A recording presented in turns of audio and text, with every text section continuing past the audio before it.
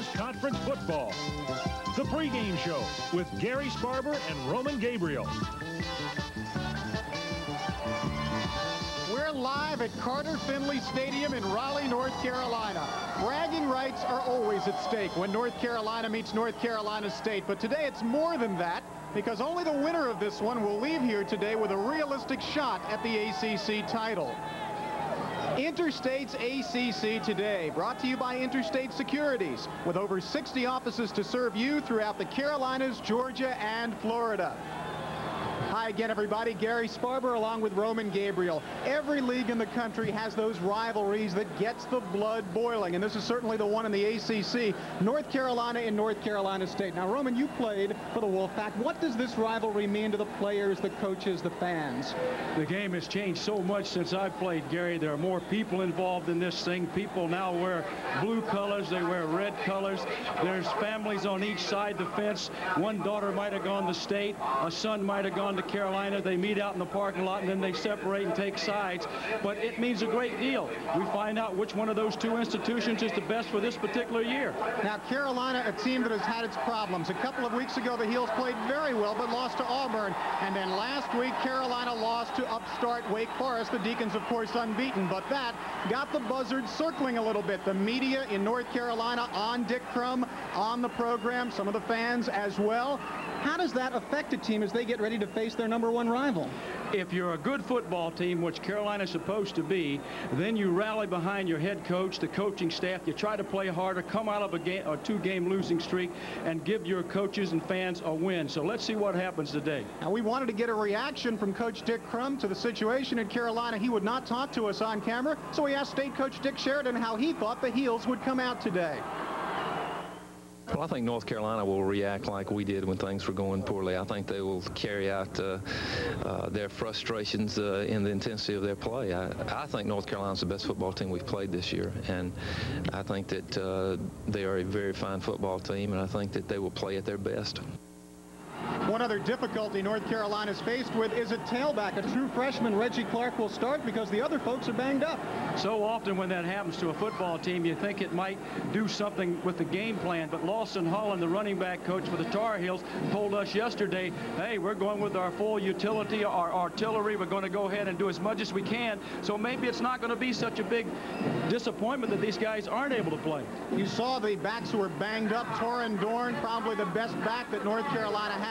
Eric Starr will play some today. He's got a thigh bruise. He will probably be the second tailback we see after Reggie Clark. North Carolina making its way onto the field. This an extremely, and I don't exaggerate, extremely big game for the Tar Heels. They're a senior-dominated team, and if they're going to win the ACC this year, which is their goal, they must have a win today. And Coach Dick Crum, a good record at North Carolina, although some of the fans getting on him of late. Now, North Carolina State, 2-3 overall, but they've won their last two after losing their first three, and that man, a very popular figure among Wolfpack fans, and here in Raleigh, Dick Sheridan, 10-6-1 on his career at North Carolina State. So, a big rivalry about to be renewed, the Tar Heels and the Wolfpack.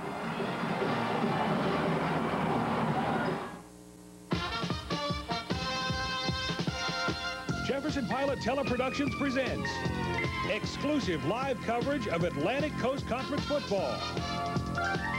Today's game is brought to you by the Jefferson Pilot Company, helping to put a brighter face on the future. By the airline of ACC Country, Delta, we love to fly and it shows. By First Wachovia, serving the financial needs of individuals and businesses in the Southeast and the nation. By Coors and Coors Light, the beers with a difference worth tasting. And by Buick and your Buick dealers, the great American road belongs to Buick.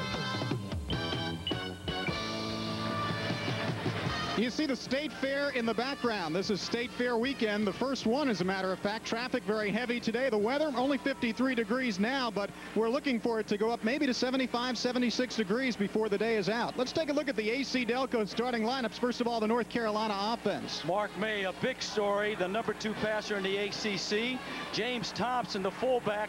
I think Mr. Thompson will probably be toting that football a little bit more today. And Randy Marriott, the leading receiver on the Tar Heel team. Darrell Hamilton, he's a good left tackle.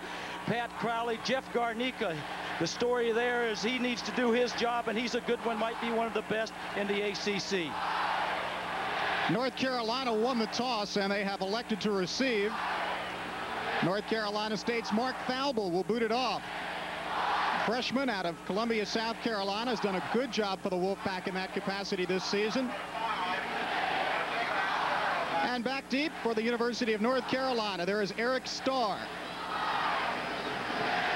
Gary, take a look now as the special teams for the Wolfpack covers this kickoff. Guys like Dexter Royal, Snake Vinson, Kent Jordan, and Todd Barn, they've been leading those special units downfield, making a lot of tackles.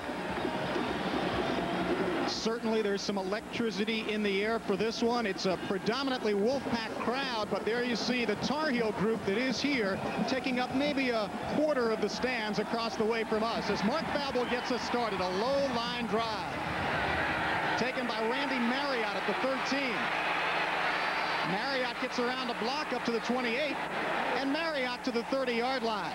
Barry Anderson brought him down there. And North Carolina will start out. Now, a flag is down, so Carolina might not have as good field position as the place where that run back ended.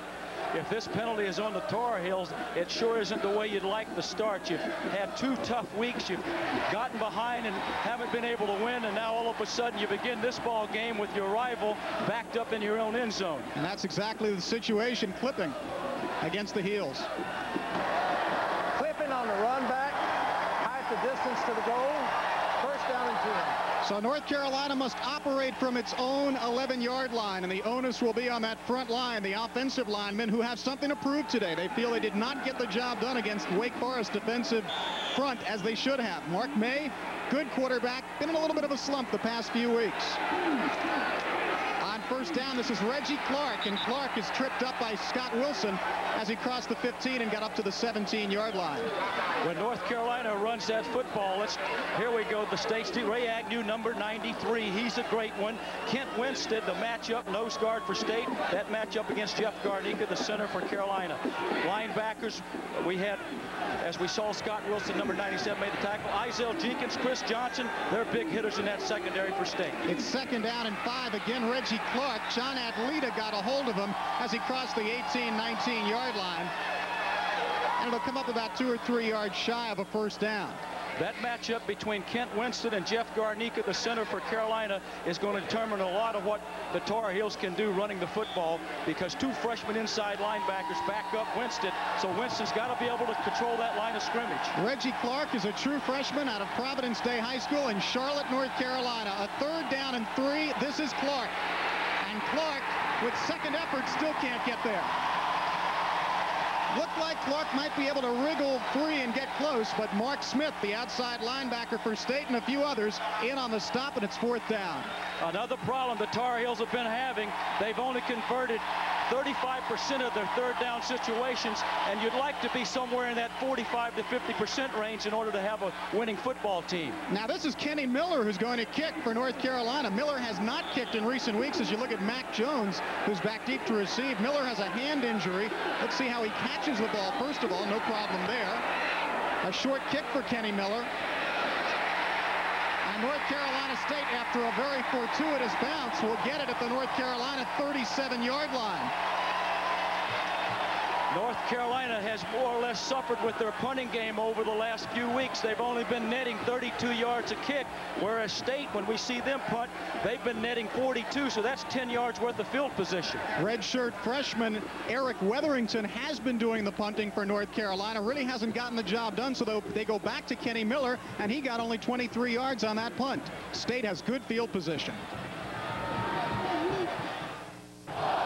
North Carolina's first possession was 3 plays and punt, so we get a look at the AC Delco starting lineups for the NC State offense. Starting tailback Bobby Crumpler this week. A big story, Danny Peebles, who had a dislocated shoulder 2 weeks ago, and he's in the lineup playing. State starts from the 38 of North Carolina on its first possession. Preston Pogue at quarterback, and he will throw on first down. Pogue is going for Peebles, and the pass is batted away by Danny Vuletich. And the rest of the North Carolina State offense.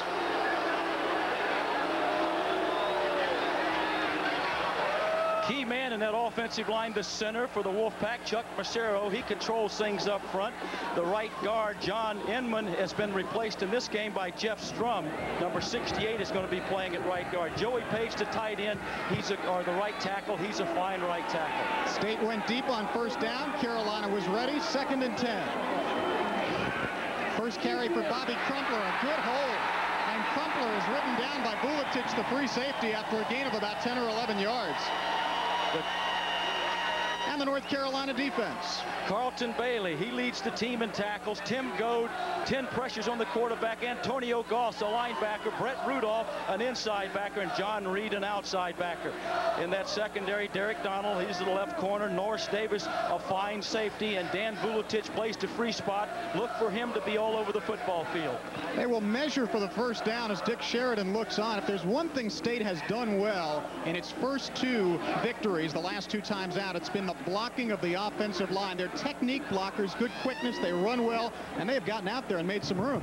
The Wolfpack coaches have tried to simplify their game plan so that these people can go up and block whatever front's there without having to do too much audibling. At the same time, they've cut back on their turnovers, but they still need to improve because they're a -8 in the turnover category. And that is by far the worst in the ACC. In fact, Carolina's 2nd worst, and they're only -2. 3rd down and 1 at the 38 of the Tar Heels. Now, Gary, in this situation, State has only been successful 36% of the time. That's Todd Fisher in motion. This is Crumpler. And Crumpler is stopped by Derek Donald.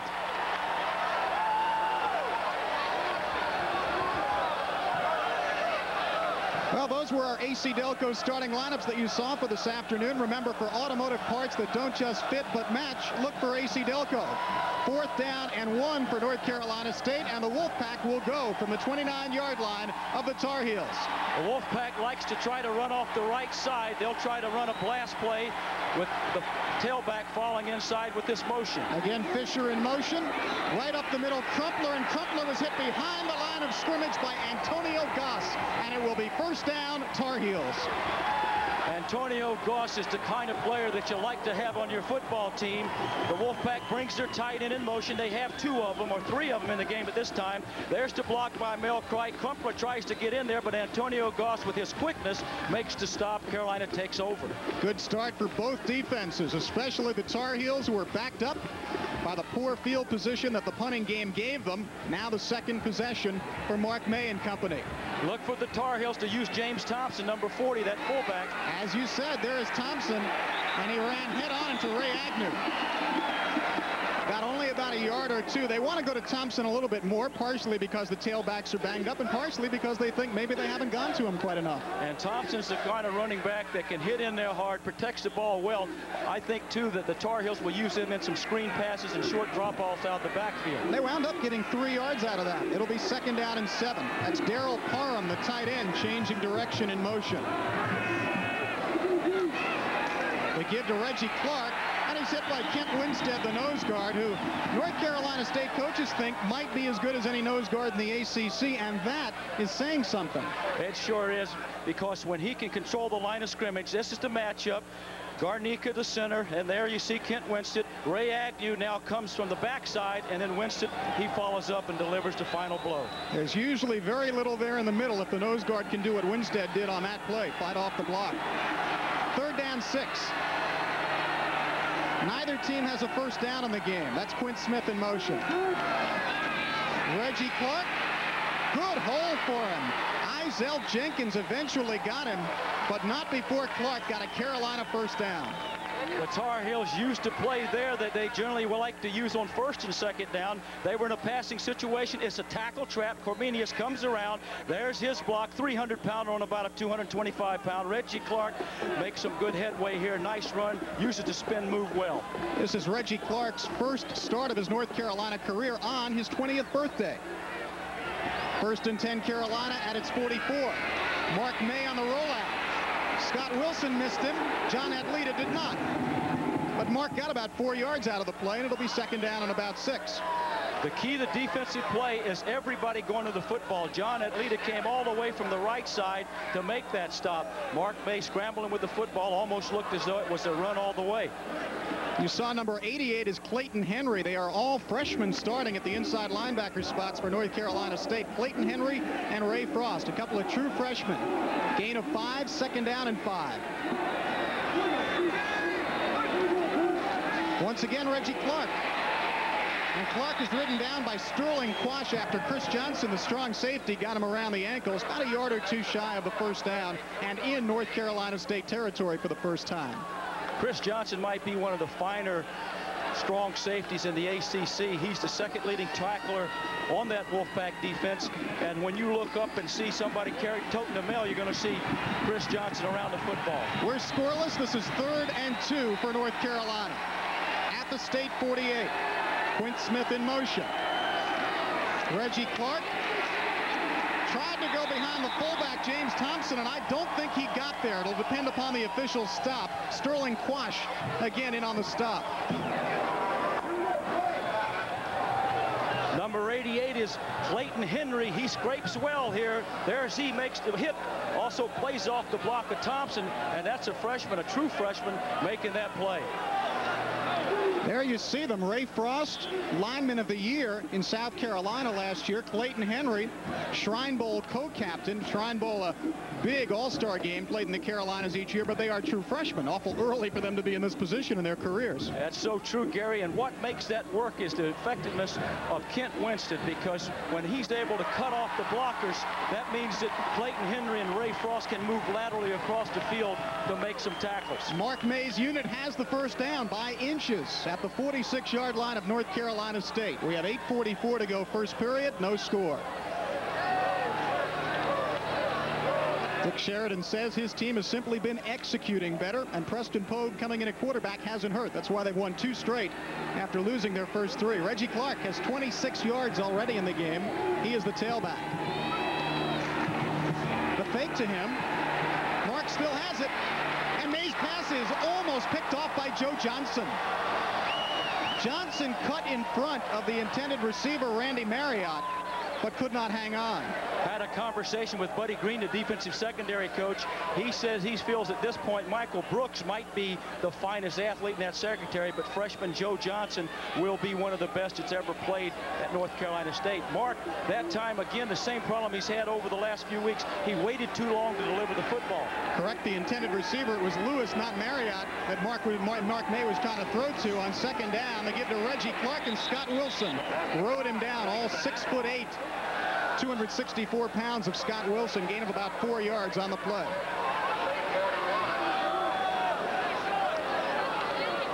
Tailback slant, trying to get outside here. There's a good block inside, but Scott Wilson, he comes off of his blocker and comes in, makes the stop. Carolina here likes to hit the backs out of the backfield, and at the same time, they'll run a draw in this particular situation. Here's a 3rd and 5, ball possession down for the Tar Heels. The draw, Reggie Clark ran right into Ray Agnew. And last year's ACC Rookie of the Year stacks up that play. It's difficult to get anything going when you start out a ball game. I know you're trying to establish the running game, but then as you get behind, later on in the 2nd half, you've got to throw, and there's no respect for the running game when you do have to use it. Once again, Kenny Miller will kick away to Mac Jones. Miller hit only a 23-yard punt his first time. A high snap. This is a better kick.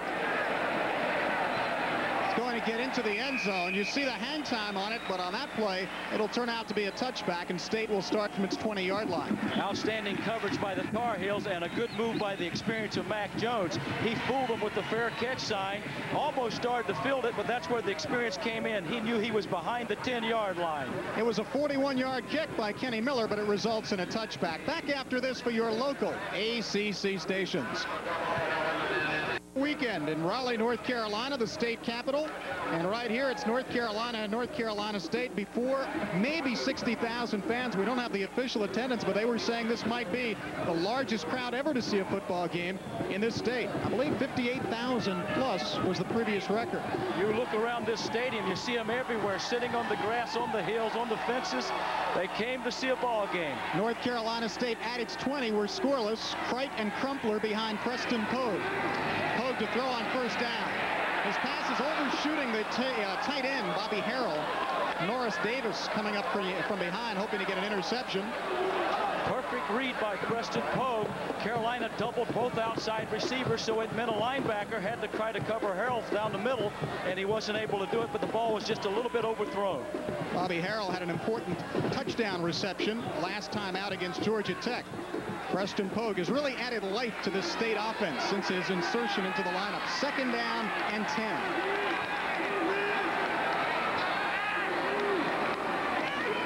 Pogue still has it. This is Crumpler. And Derek Donald put a shoulder into him and drove him out at the 27-yard line. A 7-yard gain, and it'll bring up third down and 3 for State. Inexperience showed that time with the quarterback, Preston Pogue. State had 2 tight ends in. Coming from left to right was not Bobby Harrell, but Todd Fisher. Tried to run the option, but they were supposed to let Fisher get over there to block. The ball was snapped before he could get there. Under 7 minutes to go in the first period, no score. Third down and 3. Now Crite is the lone back behind Preston Pogue. Todd Barn is the wing back to the bottom of your screen. Pogue flushed out by Antonio Goss and then brought down by Reuben Davis, who might get hit with a face mask penalty. Or we could have a hold on Joey Page, number 73. When he was beaten, he reached out and grabbed the jersey. Well, it's a clip. And you're right at it being against North Carolina State. North Carolina will decline the penalty, I would think, and bring up fourth down. I thought as Reuben Davis pulled him down, they might have called a face mask where the flag was thrown, but this is clipping against State. You had it close, though, Gary, Clipping, because offensive team, penalty decline, fourth down. Reuben Davis is the one that got clipped. Joey Page, the right tackle for State. There's the pressure. Preston gets loose from that pressure, but right there you can see where Joey Page didn't want his quarterback to get hit again, so he reached out and made a mistake. So Craig Salmon will punt. He's the number 1 punter in the ACC. 44.2 average and 42 yards net, which is extremely good. They need a good boot out of him here to get out of trouble.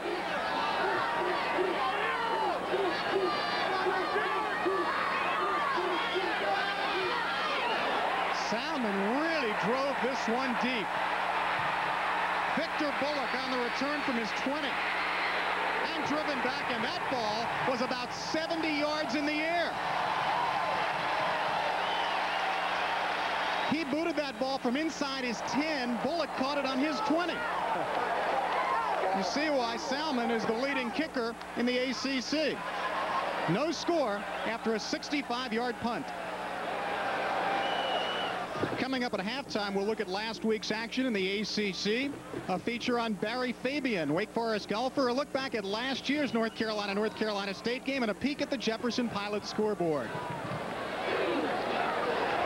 Gary Sparber with Roman Gabriel. Jefferson Pilot Teleproductions, under an agreement with the Atlantic Coast Conference, holds exclusive television rights to ACC football. Any rebroadcast, retransmission, duplication, or reception of this broadcast without the express written permission of Jefferson Pilot Teleproductions is prohibited. And the announcers for this game are approved and selected by Jefferson Pilot Teleproductions. We are scoreless with 6:25 to go in the first quarter. Craig Salmon, officially a 62-yard punt with 4.3 seconds of hang time, and North Carolina starts from its 31-yard line.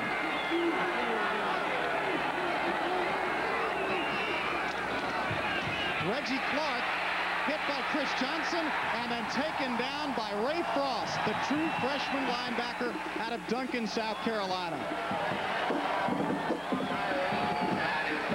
Freshman linebackers, Clayton Henry 88, Ray Frost 49, and Chris Johnson, number 42 for State, who very seldom misses, but there's Ray Frost. He does the job, and the big thing there is he grabbed the shoulder pads, closed the hands, drug him down, but Reggie Clark made some nice moves just getting upfield. State tackle John Adlita has a sprained toe, may or may not return. Derek Debnam, number 91, is in for him. 2nd and 11. James Thompson straight ahead for only about 3 yards.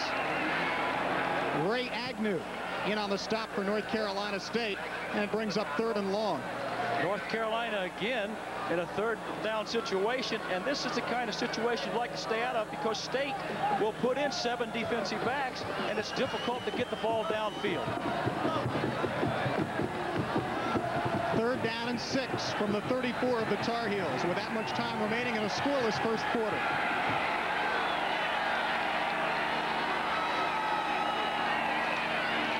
Reggie Clark dragged down from behind by Clayton Henry, the linebacker, and then a flag goes down. This will be an important flag and a clip against North Carolina. Same play that North Carolina picked up a 1st down on their previous drive. They tried that tackle trap again. They're probably trying to break tendency on certain down and distances, but State was there to make the stop. Tripping on the offensive team.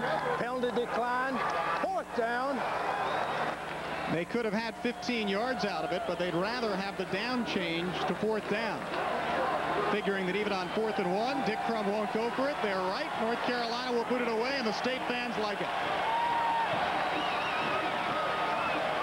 Kenny Miller will kick for the 3rd time with Mac Jones back deep to receive.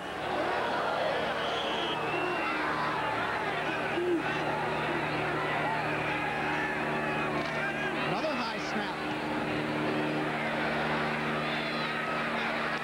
Less than 4 seconds on the hang time, and Mac Jones runs right into Dan Vuletich up at the 23-yard line. 42-yard punt by Miller, his best so far. 5-yard return by Mac Jones. So North Carolina State will have it back at its 24-yard line. We are scoreless from Carter-Finley Stadium. A sun-drenched fall afternoon and a big crowd in the background, and we are scoreless. North Carolina and North Carolina State with 4:41 to go in the first period. Well, you're certainly right when you talk about that sunshine, because it's warmed up here, and I'm sure on that playing surface it's around 8 to 10 degrees hotter. Both teams have done well defensively to this point, but keep in mind, last year we had a scoreless first period at Chapel Hill, and it wound up 35-34. And both teams give up 20.2 points a game, so you need to expect some kind of a score. Different set for State. They leave Todd Fisher, their tight end, in the backfield, then put him in motion. This is Bobby Crumpler, and he was tripped up behind the line of scrimmage by Derek Donald, the cornerback, who came up, and then Brett Rudolph finished him up. Derek Donald, who's a defensive back, generally you wouldn't expect him to overcome a block by a guy that outweighs him about 80 pounds. But Derek Donald's been doing a nice job for the Tar Heels over the last few games as a starter at that left corner. 2nd down and 7 for State at its 27. Redshirt freshman Preston Pogue at quarterback. Bobby Crumpler on the carry. Crumpler has a 1st down for the Wolfpack. Derek Donald and Antonio Goss on the stop, but not before a 9-yard gain by Bobby Crumpler. Bobby Crumpler in high school, Hopton High School near Newton Grove, ran for 400 yards in a ball game. One game. That's a lot of yardage.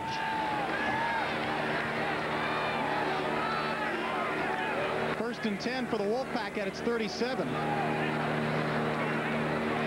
Crumpler once again, not much there. Brett Rudolph, the linebacker, along with Donald, the cornerback, about at the line of scrimmage.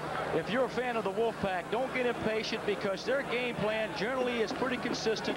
Anywhere behind the 50-yard line, they're more apt to run the football on 1st down. Now, once they cross that 50, then they'll mix it up a little bit more, even though they still like to run more than pass on a 1st and 10 situation. Crumpler has carried it 7 times for 28 yards.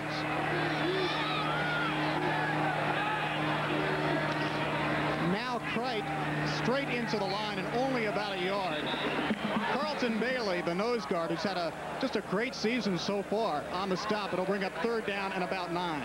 Coming into this game, he was the #1 hit man, 74 of them, counting tackles by himself and also assists. He has 6 sacks and 6 pressures of the quarterback. Comes off low here, makes the stop, and as you see, comes off 2 blockers and is able to get over and stop the fullback up the middle. State is 0 for 2 on 3rd downs. They have a 3rd and 9 from their 37.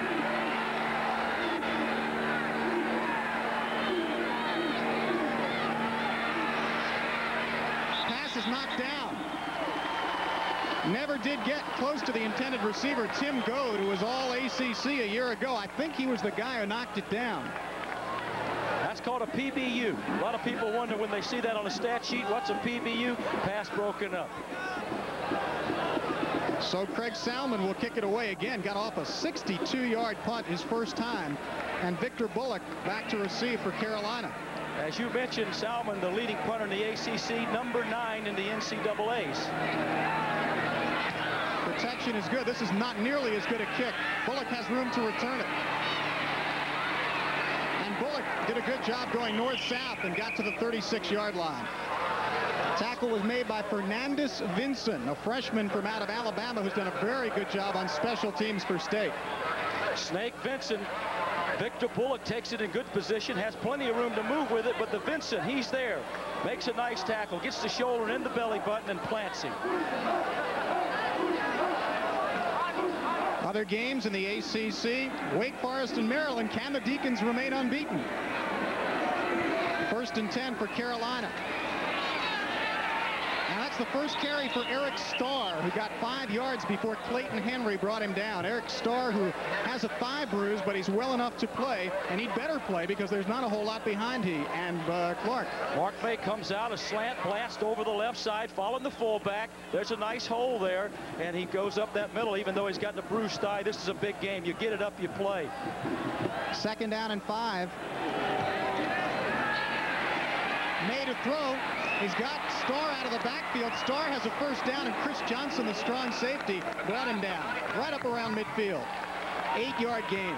Wolfpack has to be concerned when Eric Starr is in there. He might not be their best running back, but coming into the game, he had 12 receptions coming from that tailback or halfback position. There's the play action fake. He now checks down, runs what we call an underneath pattern. He's wide open. State trying to take away the deep receivers. Chris Johnson, who's always around the football, makes the stop. Carolina at midfield.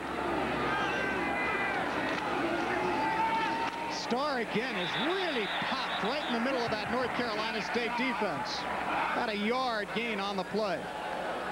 At this point, North Carolina trying to wear down State a little bit, using the big-sized people up front, the Pat Crowleys, the Jeff Garnicas, and the Creighton Incomeniuses. But again, I think they're a little conservative. I realize they want to establish the running game, but on 1st down, they've ran almost every play. 2nd down and 9 for the Tar Heels. James Thompson doesn't get much. The fullback straight ahead for 2 yards, and Ray Frost done a good job so far plugging up the middle. You know, they lost their leading tackler, Fred Stone, an inside linebacker, and Frost, at least in the first period, has really hung in there tough against Dick Crum's team. 2nd down play, 8 yards to go, trying to run that inside option, hand it to the fullback. James Thompson has nowhere to go. Now North Carolina with 8 yards to go. They've got to face 7 defensive backs again, and that's not the easiest thing in the world for a professional quarterback. 3rd down and 7 for the Tar Heels.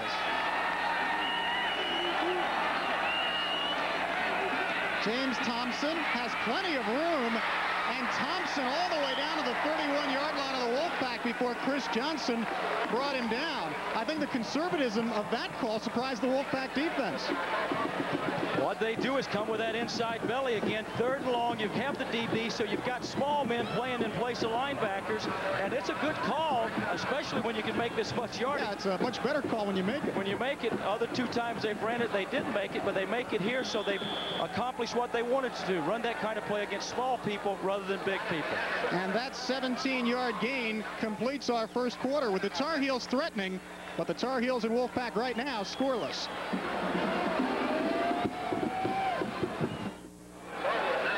North North Carolina, and North Carolina State scoreless after one. Let's take a look at the first half statistics. Time of possession, the big one. Carolina way on top, and that's one way to take care of the Wolfpack option. Just don't let them have the ball. Total yards, 83-18. The Tar Heels have been controlling it, so that's the reason they have time of possession. They've only thrown it twice after one quarter. Talking about the Tar Heels, they have it here 1st and 10 at the State 31. This is Eric Starr, and a combination of Ray Frost and Ray Agnew brought him down after a gain of a yard or two. Frost has got a bunch of tackles early. Ray Agnew, he's a story in himself, a junior. He's quite a player, big fella, about 280 pounds, runs a 4.9 40, big, strong. That time he came down a slant, or pinch as we call it, went right to the play, beat the block of Creighton and Comenius. Carolina playing power football early, 2nd down and 8. The pitch to Starr.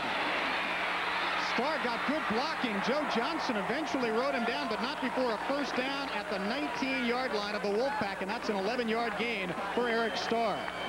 One of their favorite plays, the pitch out, coming to the right side behind probably the stronger side of the line. That doesn't mean the left is not good, but that right side gets him a lot of yardage.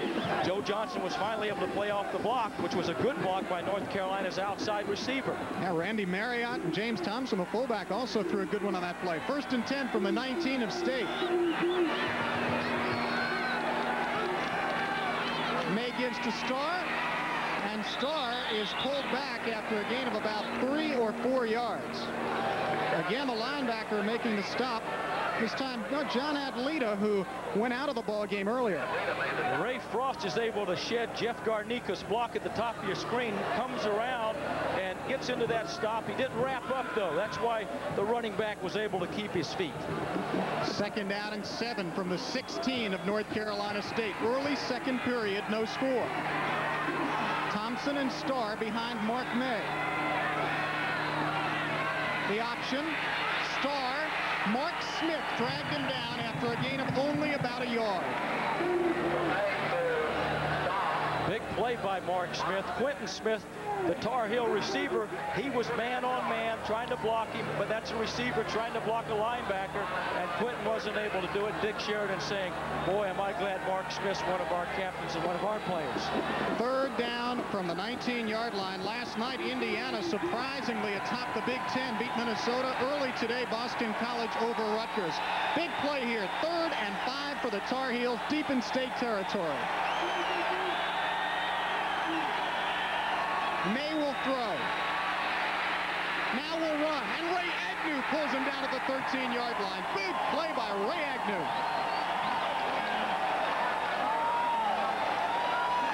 That's the kind of play that State has been lacking, rushing the passer, getting sacks, even though their defensive statistics have improved a great deal.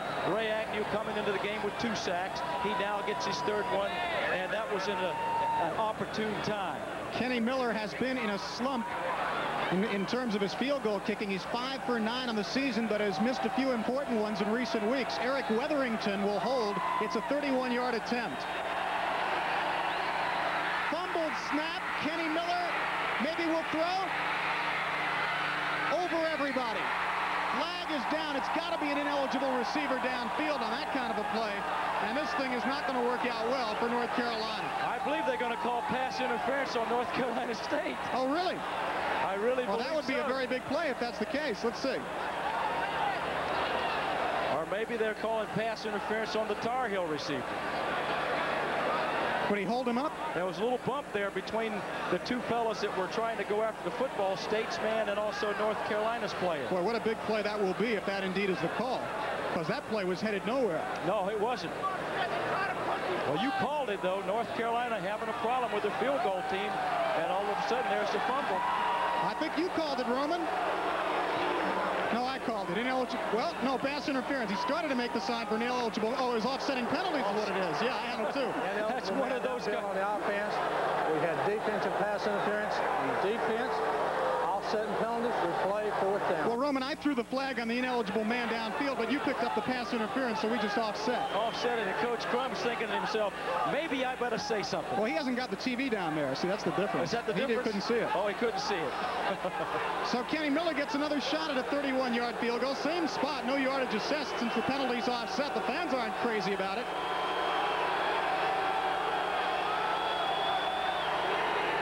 The kick by Miller is good.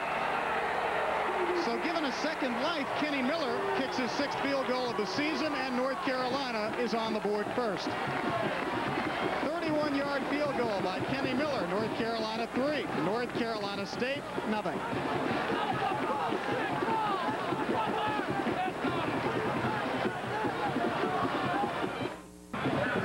Coming up at halftime, we'll take a look at last week's ball games in the ACC. We will look at Barry Fabian, outstanding golfer, student athlete for Wake Forest, and a look at One for the Books and the Jefferson Pilot scoreboard.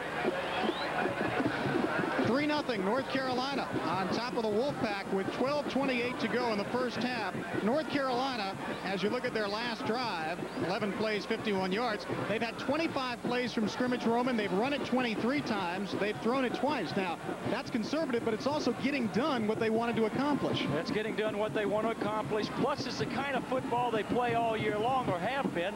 They like to run the ball, but then when they get behind, they try to come back by throwing the football. At least in this first half, they're ahead. But they've got to be concerned because they're kicking off to number 30, Chris Williams, who returns the ball 27 yards and back.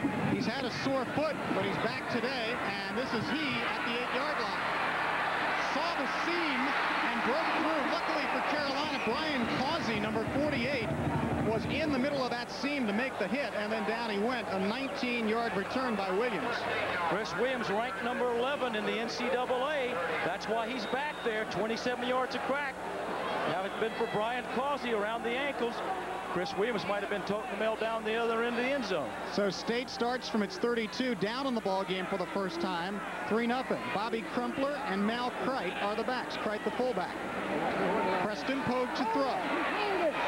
The pass is complete. Danny Peebles, and Peebles up to the 45-yard line. Dan Vuletich and Derek Donald on the stop. Vuletich is all over the football field, but sometimes he gets in trouble. He comes laterally, and then he gets out of that hole back there. Peebles is wide open out in the flat, makes a good move just to keep his balance, but he's got tremendous moves. He's a track man as well. Good spin, almost lost the ball. Dan Vuletich coming across to make the stop. 7-yard gain, 2nd down 3.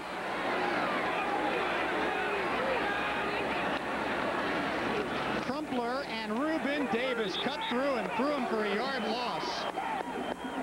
Davis, who was all ACC 2 years ago, didn't play quite as well last year, but certainly made the play there. Got to be careful on the snap because Ruben Davis plays it well. He just comes off a nobody's block, has a free lane to the running back, Bobby Crumpler, and plays the football the way he was taught. They've done a good job against Crumpler. He's carried it 8 times for 28 yards. It's about 3.5 per carry. 3rd down 3 for State. Preston Pogue changing the play at the line of scrimmage. On the option, this is Crumpler for a North Carolina State first down. Brian Causey made the saving tackle, but not before the 7-yard first down carry. There comes the counter reverse option. 2 yards back from the line to get a better view. Mitch White really stuffs him, but the quickness of Pogue was able to get that ball out there to Crumpler, who makes a nice run with the football. Carolina 3, State nothing. You see what they've done on first down. The option. And Crumpler is taken down at the 49-yard line. Knifing through was Victor Bullock, sophomore out of Henderson, North Carolina. Gain of a couple. Quarterbacks have to be awful brave to run that triple option offense because Antonio Goss had a great shot on Mr. Pogue and said, welcome to this rivalry. He popped him pretty good, but Pogue was able to get the ball off. The stats don't tell the story on Preston Pogue. He's 8th in the ACC in passing efficiency, 11th in total offense, but he runs the option well, and that's what you have to do to be State's quarterback. Second down, 8. The give to Kreit, and Kreit's taken down by Tim Goad after a gain of about 2. That was that fake pitch and give to the fullback. Pick a hole play. Chuck Massero on Carlton Bailey. Crumpler started out to the right side, saw the hole back inside, running to daylight. Makes a good play, and also Chuck Massero, the center for State. He does a good job on Carlton Bailey. State is 1 of 4 on third downs. This is 3rd and 5.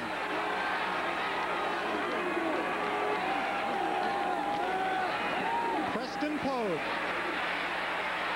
For Peebles. Touchdown, North Carolina State. Danny Peebles.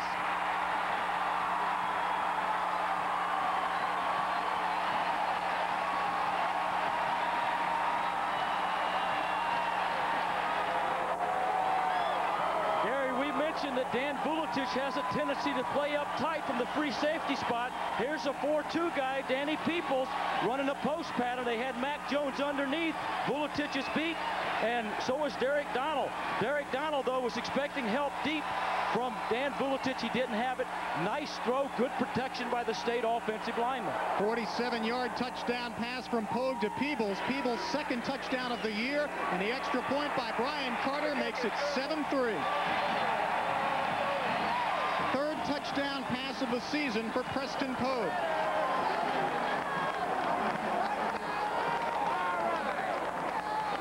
As much as fault is here as anybody as the free safety, Dan Vuletich, who gets pulled up in the middle, doesn't get back. Preston Pogue give him a little pump action, and Danny Peebles sprints by Derek Donald. So North Carolina State has the lead for the first time, 7-3. Back after this for your local ACC stations. Danny Peebles has caught the only 2 passes that Preston Pogue has completed so far, but the last one went for 47 yards and a North Carolina State touchdown. 7-3, State on top, 9:17 to go first half. About 60,000 of them, maybe the biggest crowd ever in this state to see a football game.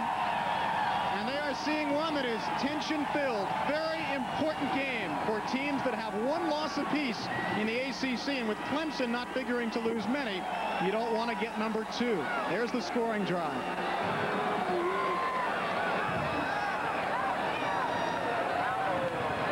Mark Falble will boot it off for State. Randy Marriott and Eric Starr, that's Marriott, back deep for North Carolina. Short kick.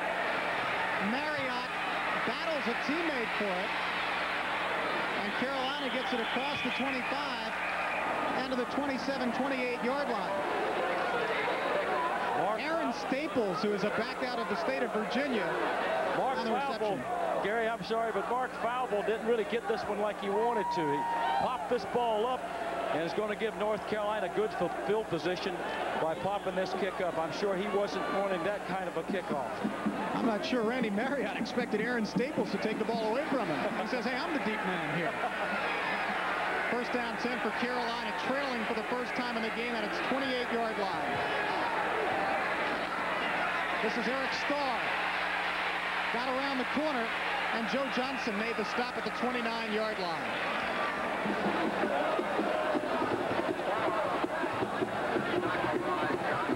Defensive pursuit, that's what it's all about. North Carolina State staying after the football. Eric Starr doing a nice job getting outside. Finally, Joe Johnson makes the stop, and there's a couple of red jerseys coming from inside out to help him. Gain of 2, second down 8.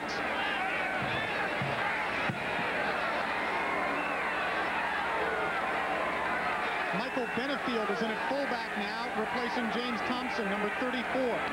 He's blocking for Eric Starr, and Starr gets a good gain up to the 36-yard line. He'll be a yard shy of the first down. Again, Ray Frost on the tackle for the Wolfpack. Toss going to the left side. Michael Benefield got just enough of his man coming up to try to make the tackle that it allowed Eric Starr to get that 5 or 6 yards that he picks up here. Carolina is 3 of 7 on third down conversions. They have a third and about 3 here. interesting stat, Gary. In the second quarter of ball games this year, North Carolina has been outscored 54-31. That's been their troublesome quarter. Randy Marriott in motion. Eric Starr dives for the first down, and I believe that dive got him the yardage. Give Starr credit, because I don't know if the first down yardage was there any other way. Jeff Garnica coming outside, the left guard. Ralph Pfeiffer opening up a hole, and Eric Starr showing that versatility that he has. He jumps up and over to get the first down. At the Carolina 39. And Dick Crum seems happy. Can you tell? Not always. Okay. 1st and 10. Michael Benefield's first carry is good for 2 or 3 yards. Maybe even 4. Clayton Henry, the linebacker, on the stop. The official attendance, 57,400, so not the record crowd we were talking about. It is the 5th largest crowd in Carter-Finley Stadium history. 2nd down and 6 for Carolina. They fake the delay. May's pass is complete to Eric Lewis at the 38-yard line of North Carolina State, and Izell Jenkins covered up for the Wolfpack. Derek Depnam was applying a little pressure, but Mark May was able to get the protection available to make this pass play. The tight end is coming up underneath. Darrell Parham, or that was John Jacobs in your picture. He drawed the linebacker up, so the ball was able to get downfield to Eric Lewis. Good delivery, standing in the pocket well, picking up his 2nd and 3rd receiver. A 19-yard gain on the pass from May to Lewis. 1st and 10, Carolina trailing 7-3 with 6.5 minutes remaining in the first half. Mark May is hit from behind, and down he goes.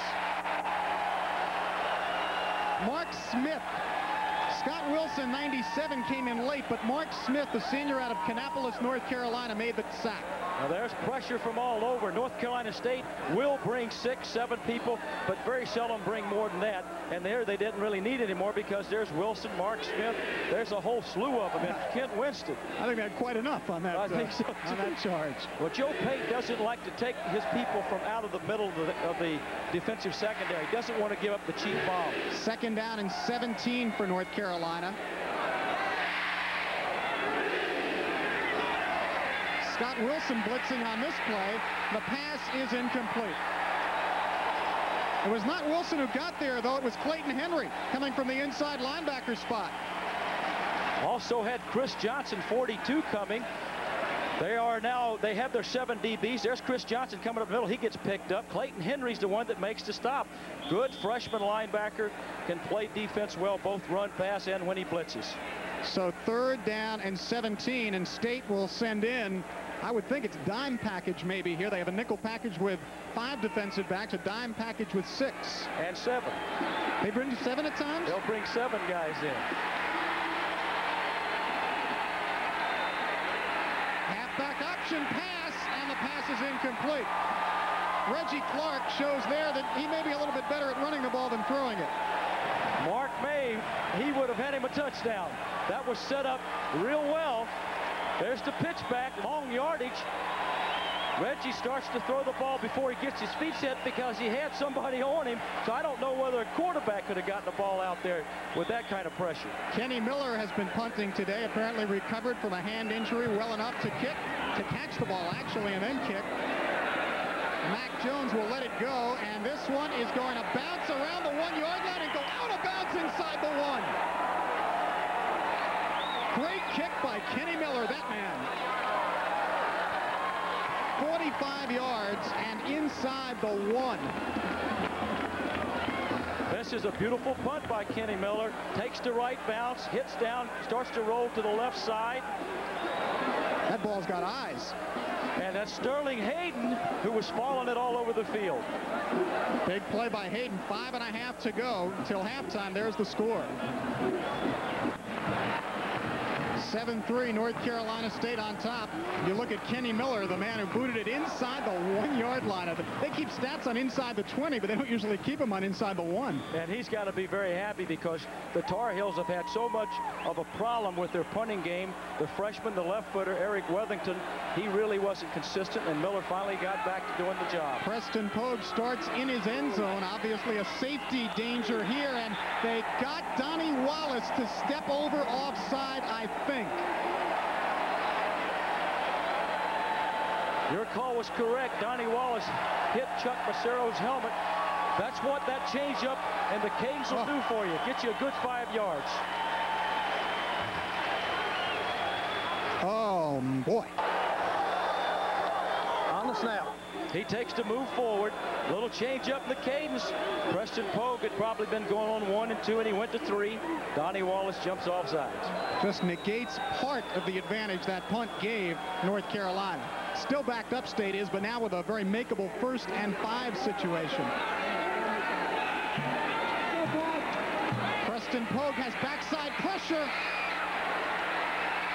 Good defensive play by North Carolina's Dan Vuletich to knock it away from Danny Peebles up at the 35-yard line. That was a gutsy call with Preston Pogue coming out from behind the center. He almost lost the ball sprinting out here. He bobbles it a little bit. Danny Peebles needed to drive upfield just a little bit more, but Dan Vuletich came across, played the quarterback's eyes, and the ball, well, my goodness gracious. Preston Pogue gets planted in the end zone. That hurts a little bit, just a little bit. Pogue is 2 of 6 for 54 yards, but one of them a 47-yard touchdown pass to Danny Peebles. And now Preston Pogue says, I've heard enough. Let's talk this over. He wants to take a little breather, too. He took a good shot. Actually, over the last couple of series, the Tar Heels have gotten to him just as he's pitched it out or just after he's thrown the football. A real opportunity for North Carolina in this kind of field position with 2nd and 5 if the defense holds, a chance to go in ahead at halftime. This is the kind of situation that every defense lives for, the opportunity to stop a team, back them up, get a poor punt, have the ball in good field position. You know, I think a lot of Carolina fans watching this game will say, boy, our team's been so conservative, but they have kept the ball away from the Wolfpack offense, and except for the long pass to Peebles from Pogue, they had the lead, and I think they were controlling things pretty much the way they wanted to. Well, coming in, we had heard, and you had talked to Coach Holland, that they wanted to give the ball a little bit more to their fullback, which they have, and in long yardage situations, it's tough to throw the ball downfield against 7 DBs, so North Carolina has run the ball with some success, and it's a close game. That's where they'd rather be, 7-3, rather than just the opposite. You get the feeling, though, against this Wolfpack offense, somewhere along the line, Carolina may have to open it up if they're going to win the game. The big quarter for North Carolina has been the second quarter. They've been outscored by their opponents, and if they can keep State from not scoring any more points and the Tar Heels can put something on the board, they're where they are, because State's biggest quarter, or the worst quarter that they've had, has been in the 3rd quarter when they've only scored 7 points. 2nd down and 5 for North Carolina State outside its 5-yard line. The fullback Cright, a fumbled football. State got it back, though. Chuck Macero, the center, recovered the fumble.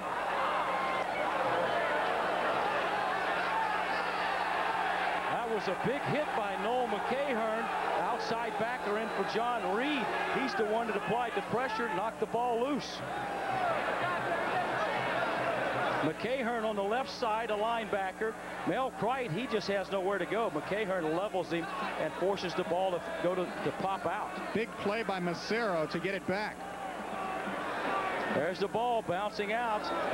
And there we see the recovery by the center, Chuck Macero. Always keeping your eyes open, alert. Great football players are alert all the time, Gary. Macero was all of that. Tough assignment for him much of this day against Carlton Bailey. Some real nose guard, outstanding players this year in the ACC. Tony Stevens at Clemson, Carlton Bailey, and Kent Winstead in this ball game. We've seen most of them, and those are the guys that have to make it happen on that 50 defense. They're in there all alone. They get 2 guards in the center. 3rd down, less than 1.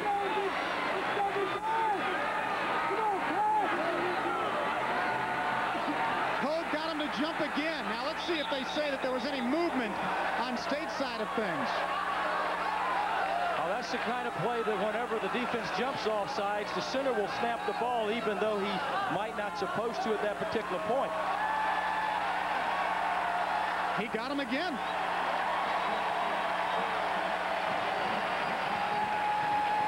Those are kind of plays you work on in practice because it just doesn't happen simply because you get lucky. Now when you're playing offside, first down. When you're playing the, well, let's look at it. Top half of the screen, we'll see the jump. There it is. That's number 97, Cecil Gray for the Tar Heels. That long cadence, and Chuck Massaro, Johnny, he knew what he was going to do. Chuck snaps the ball when he saw Reed jump off sides. First down from the 16-yard line. Pogue to throw, being chased. And down he goes. I think it was Goss, Antonio Goss, who got him. Senior out of Randleman, North Carolina. His second sack.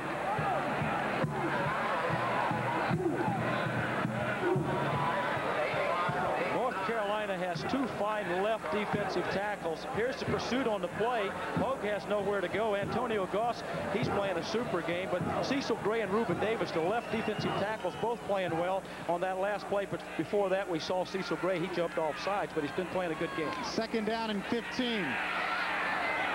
For Peebles, overthrown and incomplete. The coverage by Victor Bullock, but he really had all he could do to keep up with the track star, Danny Peebles. Peebles is an amazing credit to William Hicks's conditioning program. When he dislocated his shoulder 2 weeks ago, it popped right back in, and doctors said the reason he's healed so quickly is because he's got good muscle mass around his shoulders. North Carolina has played well in this defensive series with the exception of the penalties. North Carolina State started inside its 1. They're now outside their 10. They got those 10 yards on penalties. They sure have. Get it any way you can is what the coaches would say. Third down and 15. The delay to Kreitz, and Kreitz pulled down by Brett Rudolph at the 15-yard line, way short of a first down. North Carolina will get it back in good field position. Very safe play. Defensive end comes upfield. You shovel it off. It's not a fumble. If it's dropped, it's an incomplete pass. Had a little bit too long to go, though, to make the first down. Too much yardage. But it's an interesting concept and a safe play. They get them a little bit more breathing room to punt the football. They used that shovel pass successfully a couple of weeks ago against Georgia Tech. Craig Salmon has a 62-yarder to his credit. This one is far shorter than that. Victor Bullock, Fernandez Vinson on the tackle for North Carolina State at the 42-yard line of Carolina, and that turned out about as well as you'd expect for State's punting team. A 47-yard punt and a 5-yard return, so you pick up 42 yards. And North Carolina State leads the ACC with their punt coverage team, only allowing 3.9 yards per comeback with a punt. 3:15 to go. First half, State on top 7-3, and Carolina's offense now with a chance to try and get the lead back.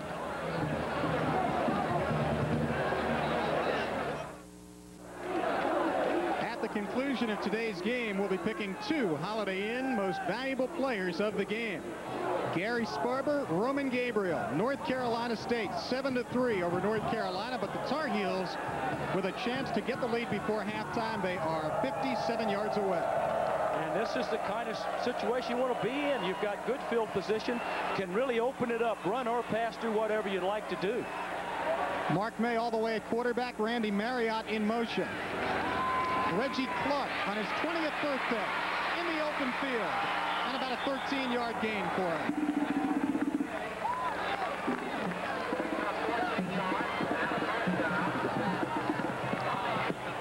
Crowley, the center, Jeff Garnica, Crowley 51, Creighton and Cornelius, they do the job on the left side of the State defensive line. And Reggie Clark, I understand now why Lawson Holland, the running back coach for the Tar Heels, said we're going to go ahead and use all of our offense because Reggie Clark is a football player. Reggie Clark is down right now, and that is a real potential problem for Carolina. All they have behind Reggie Clark is Eric Starr, who has played today, coming off a thigh bruise. And Stuffy Hewitt is third team, and he started the year as a defensive back, and they have since moved him, a freshman, to running back. They are missing Kennard Martin, who was suspended by Dick Crum for violating team policy. They are missing Torin Dorn, whose sprained ankle has not healed as expected, and they are very shy at that position. Today, Reggie Clark, 12 carries for 49 yards. Eric Starr, 9 carries for 34 yards, but Now you bring in Starr, and he has got to stay healthy or you're in real trouble. You are in big trouble. Either that or you go to the one-back offense. But let's... Now there is Stuffy Hewitt from Bunker Hill High School in Catawba, North Carolina, a redshirt freshman who is listed in the Carolina Press Guide as a defensive back. At Bunker Hill, though, Stuffy in his senior year gained 1,300 yards running the football and scored 12 touchdowns, so he might be a surprise if he does get to play. Reggie Clark looks okay, though, as he trots off the field.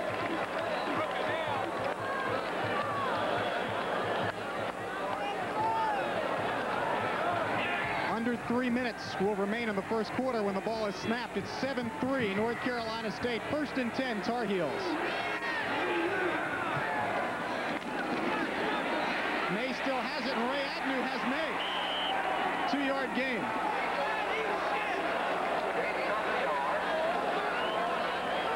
The option play developed very slowly here. May got a little caught up there with his fullback, allowed Ray Agnew to come from the backside. Good disciplined defense, good pursuit.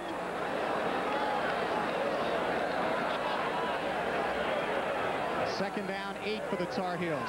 2:24 now remaining in the first half.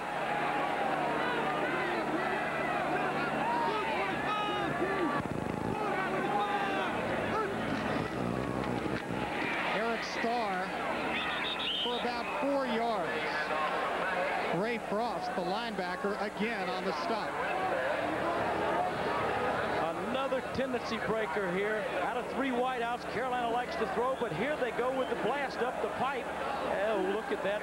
Thompson meets head-on with the state linebacker, and they get some yardage because they were able to open up a nice hole up the middle. 3rd and a long 3. 1:44 to go. First half. 7-3 State over Carolina. Starr didn't get there. I think it was Frost again. Lita as well. It will be 4th down. Hard-hitting football from the end zone. A blast to the left side again. Clayton Henry gets cut down. Lita makes the stop. I believe that's Lita. Lita and Frost, yeah. Lita and Frost, the freshman and the fine defensive tackle for North Carolina State. They go on 4th down. 1 minute to go first half. 4th and 1. Marriott in motion. Over the top for the first down.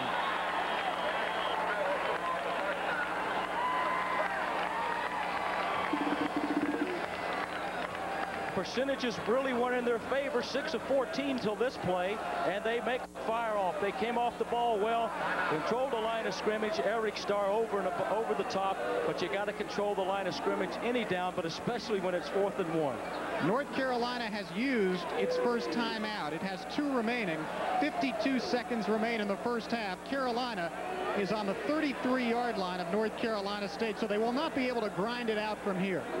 No, they still have a chance to throw the ball down the middle because they have the timeouts available and make some good yardage because people will double outside, and there are some cracks and seams in the middle of the field. Plus, North Carolina has a reverse to their receiver, and we haven't seen that yet. This is not a bad spot for it. We haven't seen Quinn Smith yet on TV the past couple of years. Quinn Smith has been sort of a captain video. Every time we've been here or in Chapel Hill, he's had a great ball game.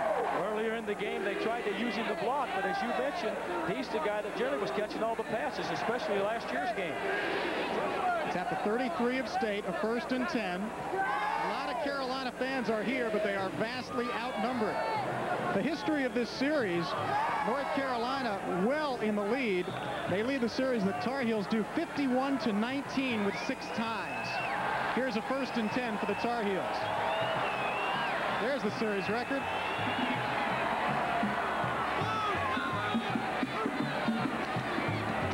Eric Starr, Ray Frost got him, only a 2-yard gain, and that'll force him either to use another timeout or hurry up. Some of the Carolina fans across the way not thrilled with that particular call. North Carolina, when they're in that 3 wide-out offense, they like to come across the middle to those receivers. Now the swing pass to Eric Starr, and he's eaten alive. Mark Smith cut through to make the stop. Ralph Pfeiffer. It's a slip screen. Ralph Pfeiffer, the left guard, he's out there to try to pick off. He's trying to pick off the red Jersey State guy, and that was Mark Smith, the captain, and he plays like a captain because he made a big play there. Ralph Pfeiffer didn't quite get it. Carolina uses its second timeout. Very poor use of the past 30 or 40 seconds. They had a 1st and 10 at the 34. They call a short run up the middle, and then they swing the pass, and here they have a 3rd and 8 and just 18 seconds left in the half. They've tried to develop their game plan, as we have seen through this 1st and 2nd quarters, around the running game. But now they're forced to get into their 2-minute offense, and they're not quite getting it done, Gary. In the Big Ten, Michigan has it over Iowa early. In the Southeastern Conference, LSU on top of Kentucky. And Duke with an early lead over Clemson. Mark May talking things over with offensive coordinator Randy Walker.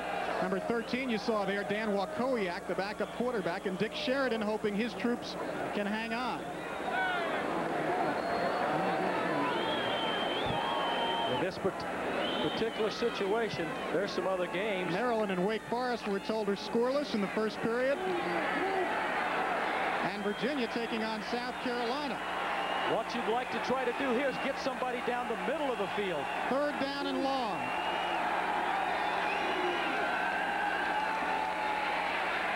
Quash on the rush. The pass is complete, and he held on. Quint Smith held on after getting popped inside the 15-yard line. 12 seconds left. Now they stop the clock to move the 1st down chains. Carolina does have 1 timeout remaining. 12 seconds left.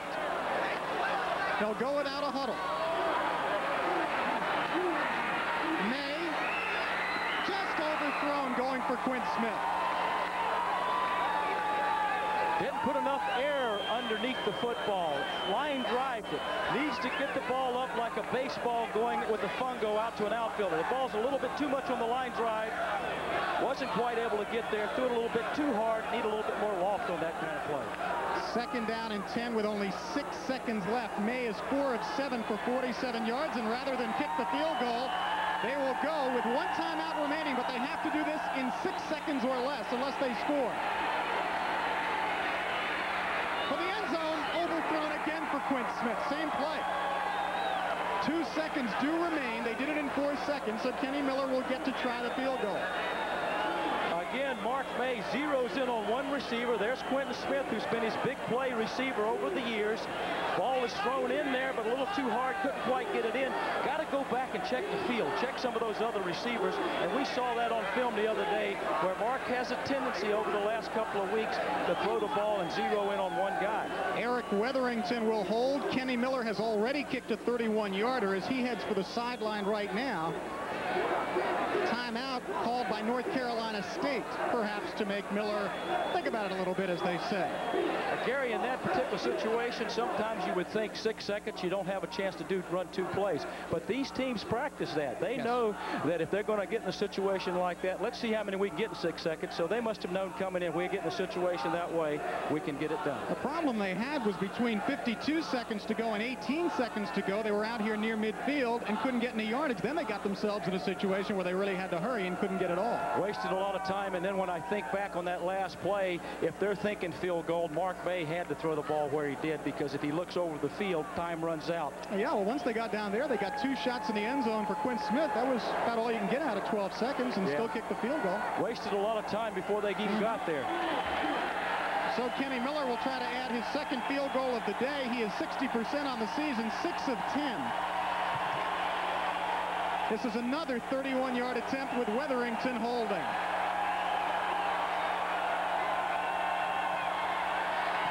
The kick by Miller is good. So 2 Kenny Miller field goals, and that's all Carolina gets in the first half. North Carolina State gets a 47-yard touchdown pass from Preston Pogue to Danny Peebles. There's your score. Back after this for your local ACC stations.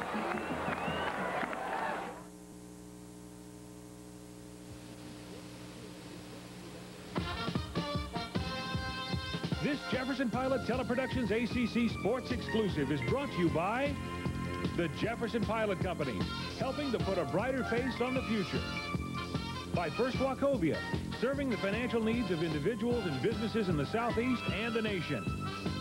By the airline of ACC country, Delta. We love to fly, and it shows. And by the people of Rockwell International, where science gets down to business. At the conclusion of this afternoon's game, we'll be picking two MVPs, one from North Carolina and one from North Carolina State, as Holiday Inn's most valuable players of the game. Holiday Inn will contribute $2,000 to the Atlantic Coast Conference to be distributed among the member institutions under a conference-approved plan. That's the Holiday Inn most valuable players to be awarded at the conclusion of today's game. Let's take a look at the halftime statistics. Big key here is North Carolina time of possession, 20 minutes. North Carolina State just about 10 minutes, but still State leads 7-6. Also, there's a hidden statistic in there. Rushing yards, UNC 121, North Carolina State 31. But North Carolina, when they needed to throw there near the end of the second half, Gary, they weren't quite able to get it done. They spent much of the first quarter or first half setting up good field position. Then when they had it at the end of the half, as you said, they didn't utilize it. Not much scoring. Kenny Miller, a field goal from 31 yards to make it 3-0. The touchdown pass from Pogue to Peebles, and then Miller right on the final play of the first half makes it 7-6 with another 31-yarder. North Carolina won the toss they received in the first half, so they will now kick off to North Carolina State. Kenny Miller, who's been doing it all today, the field goal kicking off, and the punting. His hand apparently healed enough to catch the ball and do that. He will boot it off. And Chris Williams, the 3A back of the year in the state of Ohio a year ago, a true freshman, slashing type runner, more than a breakaway threat, will be back deep to receive. Williams at the 11, fumbles the football, in trouble. Williams only got back to the 4-yard line. The tackle was made by Bernard Timmons, -5 on the return. Tried to catch the ball out front rather than running into the ball to get his body facing that football, and as a result fumbled it. And now this half starts for State like it started for Carolina in the first half, backed up in its own end zone. Preston Pogue leads them out with Mal Cright, his fullback, Bobby Crumpler, the tailback, in the end zone. It's 7-6, State leads as we start the second half. Todd Fisher in motion. Pogue has the ball, runs the option well, big yardage. Derek Donald brought him down at the 29-yard line, and talk about getting out of trouble in a hurry on that 26-yard run. A little different look again by State. They had two tight ends in the game, brought one over in motion. There's Preston Pogue. He reads this well. Big block by number 26, Eugene Peters, who had come in at receiver. He allows Preston Pogue to get upfield to gain some more yardage. 1st and 10 at the 30 for North Carolina State. Bobby Crumpler tripped up behind the line by Antonio Goss and then stumbled forward for a couple of yards. Carlton Bailey starting out. He's in the gap to the left. Oh, here we go. As we take a look at the tackle trap, Bobby Crumpler trying to make yardage, but Carlton Bailey, he's right there to make the stop, which he's done so many times all year long. 2nd down, 8. Preston Pogue looks like he may be changing the play. Todd Fisher in motion. Pogue still has it, and Reuben Davis has Preston Pogue. Didn't get much.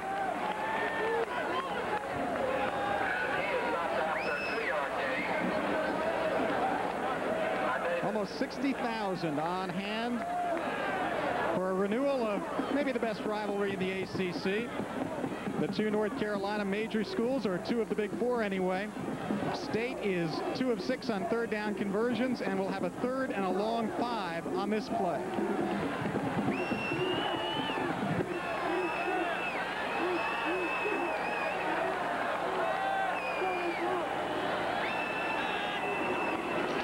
Pogue to throw.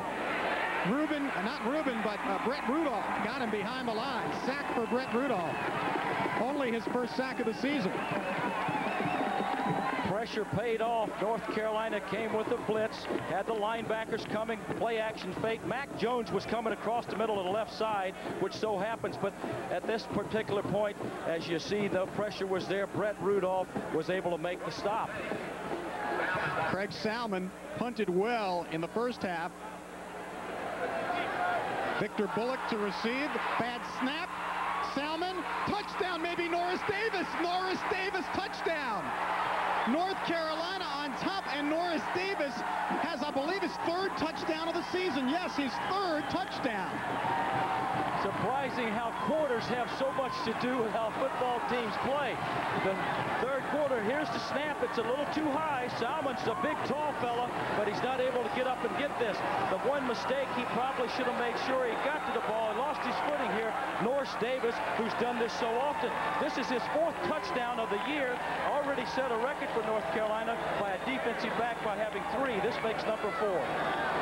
Well, third touchdown anyhow. He had one on a fumble return, one on an interception return, and now this on a bad snap recovered in the end zone. And had one on a punt block by their defensive lineman Tim Goad that he picked up and carried into the end zone against Auburn, I believe. North Carolina going for 2 here. Mark May completes his pass to Eric Lewis for a 2-point conversion, and just like that, North Carolina's up by 7. Get on a roller coaster, and you never know what's going to happen. Out of the I formation, we have motion coming across the field here. Mark May sprints to the right side. No one's there to cover Eric Starr. 14-7, North Carolina on top on still another big play by Norris Davis. He's done it all year.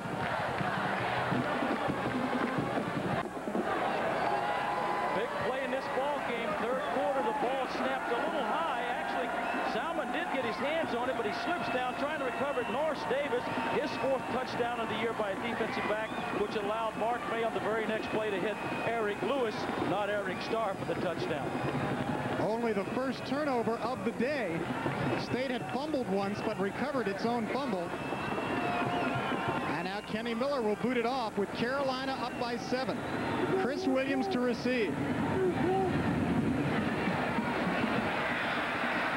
This is Troy Russell at the 16 and fumbles it out of bounds.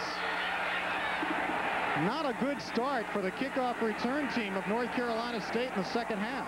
Sure hasn't been, and that's been one of their strengths over the last few weeks. And we talked about the -8 turnovers. That one really cost them another turnover. North Carolina gets the touchdown to go ahead. So State again starts backed up, although this time not as severely, at its 18-yard line. We're really just underway in the third quarter, still 12:32 to go. Preston Pogue's gone all the way at quarterback. That's Todd Fisher behind him now in motion. Pogue still has it, and Noel McCahern had both the pitch and the quarterback covered. He played it halfway. Played it very well, and so did Derek Donald. Todd Fisher coming out of motion from behind the center. Fisher comes to the right side. He's trying to block Derek Donald. Preston Pogue makes a good read, but there's a nice play by both of those Tar Heels, Derek Donald and the tackle made there on the out of bounds by the sideline. 2nd down and 7 for North Carolina State. Now Cripe, the fullback, Bobby Crumpler, the tailback. They've gone virtually all the way. This is Cripe, ran right into Brett Rudolph. Rudolph had no choice but to make the tackle. Cripe was right there. That sure has inspired North Carolina getting out early in the third quarter, and actually the third quarter is one of their best. They generally have outscored opponents 45-37, so they're playing up to their capabilities in this particular half. Carolina with momentum. Here's a big 3rd and 5 for State as Dick Crum looks on.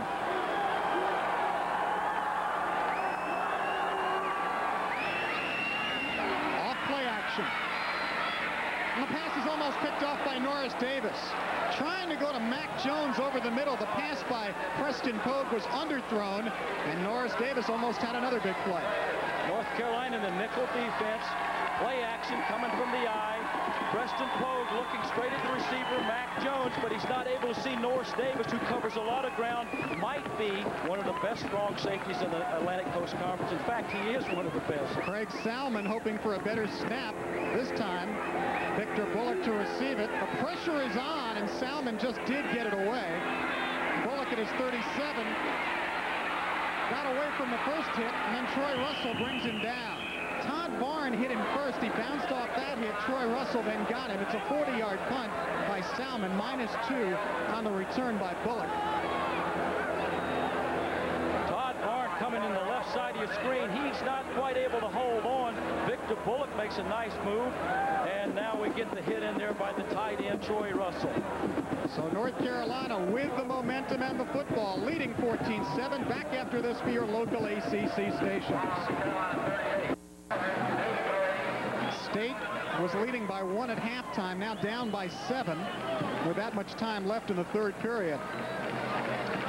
North Carolina State with a huge edge in the punting situation, both in coverage of it and in Craig Salmon's leg. North Carolina's had Kenny Miller banged up, and Carolina able to get a touchdown out of it today, though, on the bad snap by State. So it hasn't worked out according to the statistics totally. 1st and 10, Darrell Perham in motion. Eric Starr, nice cut. And Starr out to the 44-yard line. 7-yard gain for Starr, who was headed inside, and on the change of direction got good extra yardage. Pitched it back to the left side. The left guard for North Carolina, Steve Steinbacher, he pulls and actually gets into 2 different people here, which allows Eric Starr to get outside and to make a lot more yardage. 2nd and 4 for Carolina at its 45-yard line. James Thompson, the fullback, Quint Smith in motion. Eric Starr close to a first down. Ray Frost has been in on a bunch of tackles today. He and John Adlita combined on that stop. Something that North Carolina has been able to do quite well in the second half of every ball game is score points. Their biggest problem has been getting behind early in ball games and then having to come back. So this is a key series for them. They scored a touchdown on the punt block. Now if they want to win the ball game, they need to put them away. They got the first down. May off play action. The pass is complete to John Jacobs, the tight end out of Smithfield, North Carolina, a redshirt freshman. 7-yard gain on the pass from May to Jacobs, the 8th reception of the season for Jacobs, and Mark Smith on the tackle. Mark May made a nice fake to his tailback. John Jacobs came underneath the linebackers from right to left and actually came down for the ball, had to look it in. When the ball's low, you got to make sure the eyeballs are right on those football laces. 2nd down and 3. Counter action, Eric Starr. Ray Agnew brought him down at the 38 of State, but not before he got a Carolina first down. And the third quarter so far has been all North Carolina. North Carolina controlling the football. The tackle trap with the guard also pulling. Pat Raleigh, the right guard. He came from the right to the left side. Made a nice block in there to open up the hole. 1st and 10 for the Tar Heels at the 38 of the Wolfpack. That is 60 yards on the day now for Eric Starr. He's averaging 4 yards a carry. Mark May all the way at quarterback. Eric Starr again. He ran right into Clayton Henry, the freshman out of Greensboro Page, but a 4-yard gain on first down. And Carolina's philosophy, they'll take that, 4 yards on first down. That's what they want. 4 more yards on second down, 4 more on third down. Before you know it, they've used 6 or 7 minutes. And their game plan has dictated exactly what they decided to do. Come in and attack the young players of State, especially inside linebackers. James Thompson, the fullback, he's the guy that made the play work. He came inside and blocked one of those inside linebackers. The way I described it is the way it would work ideally. It hasn't always been that way this season. 2nd down and 5. The blitz. May gets rid of it, and it's picked off by Chris Johnson. Chris Johnson across the 30, and Chris Johnson to the 33-yard line, his 2nd interception of the season. John Jacobs on the tackle, 7 yards on the interception return by that man, Chris Johnson. Chris Johnson's always around the football. It's a sprint out right side. Mark May, I don't know why he didn't see Chris Johnson, because he was in his line of division. But Mark May is an exceptional quarterback, has tremendous ability, but for some reason, over the last 3 weeks, he's just not been able to come off of a particular receiver. They picked up the blitz. Yeah, that's his, what, 9th or 10th interception of this year, and it's hard to figure out. In all honesty, Mark May has not always played like we expect Mark May to play in the past 2-3 weeks. 14-7, Carolina over State. North Carolina State has started in its own territory the last 5 times. This is their best field position by a yard anyway. What they have done, well, a touchdown and then not so well after that. North State starts from its 34. North Carolina's Reggie Clark, who was injured in the first half, is on the left sideline but doesn't have any shoulder pads on, so we're not sure whether he'll see any more action. They're very thin at that position. After play action, Pogue's pass is underthrown, trying to go to Mac Jones. North Carolina State play action, first down, as you mentioned, Gary, an out pattern at about 12 to 15, but the pressure put on by Tim Goad, who has had 3 sacks this year, almost got him another one, had 10 pressures coming into this game also. Preston Pogue is 3 of 10 through the air for 60 yards, but included a 47-yard touchdown pass to Danny Peebles in the first half. 2nd and 10.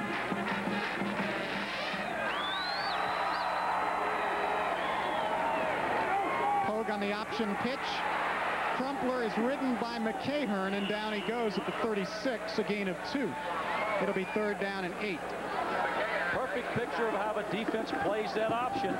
Noel McCahern, who's in there at the left linebacking position, he played it well, skated outside, and was able to help make the tackle. Let's check on the unbeaten Demon Deacons. Well, Mike Anderson, who's been battling back from a bout with leukemia, has scored, and Maryland on top of Wake Forest in the 2nd period. 3rd down 7 for Preston Pogue and company. Norris Davis, the strong safety coming through, and he was waiting for Preston Pogue. Nickel situation. Both defensive corners were lined up way inside, so when you see that, because most of the time Carolina lines them up outside, but the freshman, the young quarterback, didn't see this. Norris Davis came from his side on the blitz, and also the corner from the other side came. Those are the kind of things you got to pick up, and I believe somebody in the state booth will see that, and they'll have an audible to try to check out of the play. Craig Salmon to boot it away once again. Good kick. Good hang time. Bullock at the 14. Can't get away from Todd Barn, and boy, did Barn make a nice open field tackle there. They sure did, because Victor Bullock has all the moves in the world. But I think, Gary, if I was Carolina, I would put pressure on Salmon, because when they have, he has not kicked the ball well. When they've tried to return and not put pressure, he's had the boomers. 54-yard punt, 7-yard return. North Carolina at its 21-yard line, leading in the ball game 14-7, and we're back with more after this for your local ACC stations. 14-7, North Carolina on top about midway through the 3rd period. Reggie Clark on his 20th birthday got his first start, but also got hurt. And he has no pads on right now, so it's Eric Starr the rest of the way, if he can make it, most probably, for North Carolina. 1st and 10 for the Tar Heels. James Thompson runs into Clayton Henry, and about a 4-yard gain. It'll be 2nd down and 6. A lot of hitting and popping going on in there. James Thompson shows you why he's a fine fullback. Has great lower body strength. Did not go down at the first contact. Kept scooting his feet, kept moving forward, and came out of it with 6 yards. At the 26-yard line, 2nd down and 5.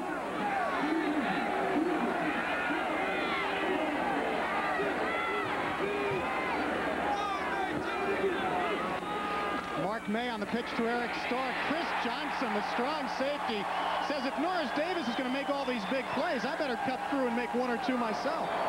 It's difficult to say which one of these fellas are the best, because they both play so well and almost the same way. Chris Johnson reads this pitch to the left. He comes across, makes a heck of a stop, and that's exactly the same way Norris Davis plays it for the Tar Heels.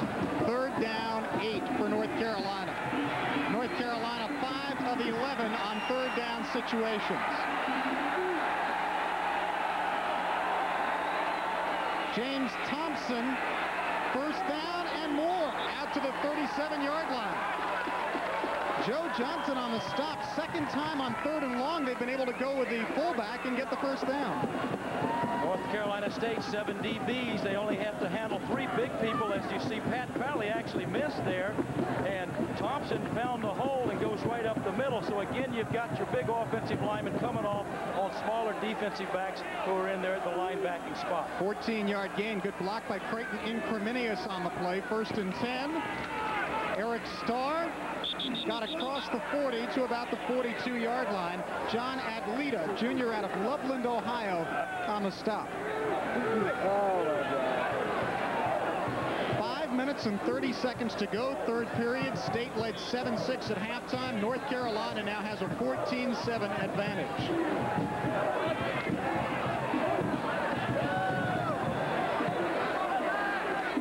Randy Marriott, the flanker, to the top of your screen. That's he in motion.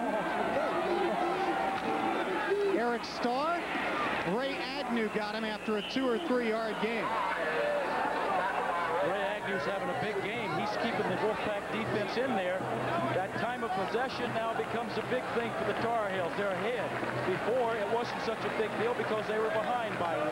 Now that they've taken the lead, they're playing the kind of game that is going to be tough for North Carolina State to come back. The onus on the state defensive front to stop the control rushing game. And a big play here to do it. 3rd down and 4.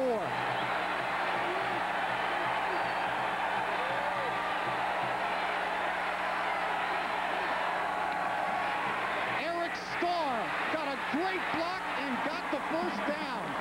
The block by Darrell Hamilton, the senior left tackle out of Washington, D.C., cleared the way for the first down run. Great success off of the tackle trap. Fullback goes and feels for the guard who's pulling, and also Darrell Hamilton, the left tackle, makes the fine block. Eric Starr, if he could have bred that block, he might have gone all the way. Joe Johnson was trying to make the tackle and prevent the first down, but Hamilton flattened him. An 8-yard gain. 1st and 10 Carolina at the 49 of State. That's John Jacobs, the tight end, who adjusted his position. Off play action. Mark May. His pass is complete over the middle. A pass to Eric Lewis inside the 30, the 28-yard line of North Carolina State. Carolina on the move. Carolina doing a nice job. Mark May, who looks over this situation, good play action fake, drew the linebackers up with the tight end coming underneath, and as a result, he's able to go downfield to Eric Lewis for the reception. Lewis makes a nice catch. They put it down at the 29 of the Wolfpack. 3:45 to go, 3rd period. It's been all Carolina since halftime.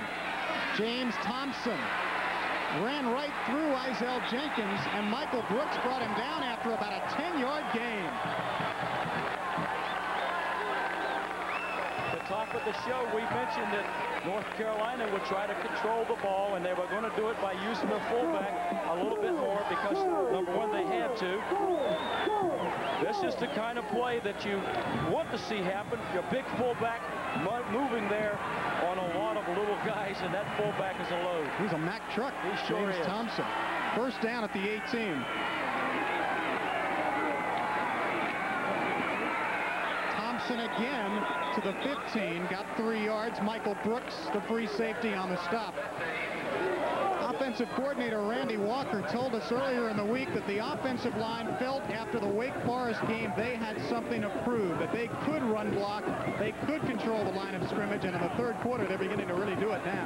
Having a chance to look at the film of their offensive linemen against Wake Forest, they weren't aggressive, they weren't really coming off, but now here against State, they're coming off low and beating them to the punch. 2nd down and 5. Thompson has 61 yards in the game. Thompson again, 3 more yards. They are just throwing a punch at the face of North Carolina State and saying, you stop it. When you got a good thing going, you keep it rolling. Just a fullback dive or pick the whole play up the middle behind the likes of Jeff Garnica, Steve Steinbacher, the left guard, and there's Darrell Hamilton. Garnica does a super job on the nose tackle, Kent Winston there. Eric Starr's got 76 yards. Thompson's got 64. South Carolina with the early lead on Virginia. Third down short for North Carolina. May for the end zone. John Jacobs could not hold on. Joe Johnson on the coverage. May had Randy Marriott open and then decided to go to the end zone for Jacobs, but the freshman, there you see him, couldn't hang on. Play action holds the defensive back who was covering the tight end. The same play they scored on after they blocked the punt.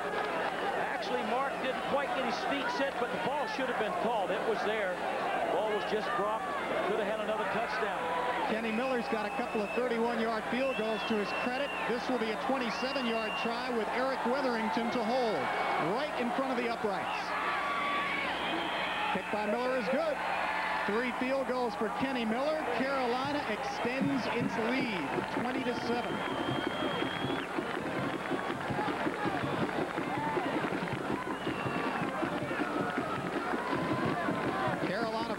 Badly outnumbered today. There you see the throng of red Wolfpack faithful, but the Carolina fans are the ones up and cheering now. And I said 20-7. Let me correct myself. 17-7. North Carolina by 10 over North Carolina State.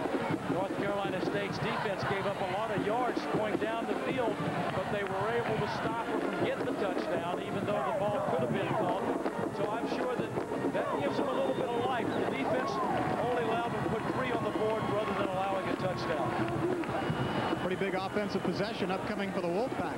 Big play, big down here, because State, again, Gary, I hate to overdo this point, but 7 points in all the games they played in the third quarter.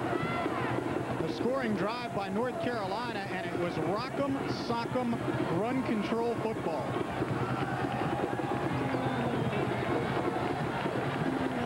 Kenny Miller to boot it off. There you saw John Hall talking things over with Mark May. Hall out for the season with a shoulder injury. Miller's kick to Chris Williams at the 3. Williams ridden down at the 23-yard line by Bill Boyd, a massive offensive lineman out of the Tidewater area of Virginia. He is a big one, about 300 pounds, a freshman. He carries a lot of steel on that body. I believe he's about 6'9" also, or 6'8". He is a big boy. What does North Carolina State do here? They've got to control the line of scrimmage themselves. They're not out of the game. We've got another quarter of the play, 1 minute and 47 left in this one. They're going to mix it up now a little bit more, get North Carolina off balance. Straight ahead, the fullback, Mal Cright, has only a yard. Brett Rudolph on the stop.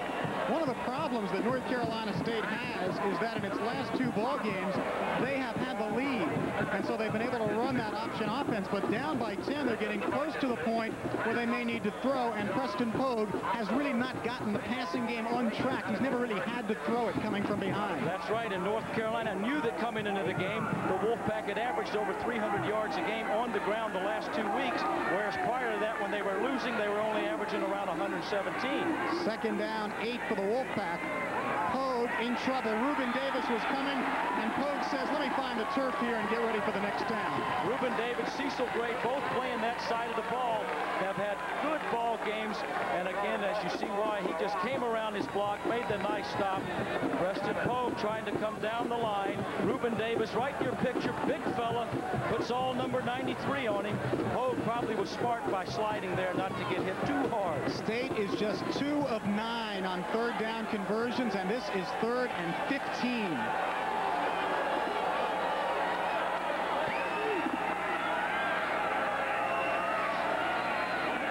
To throw.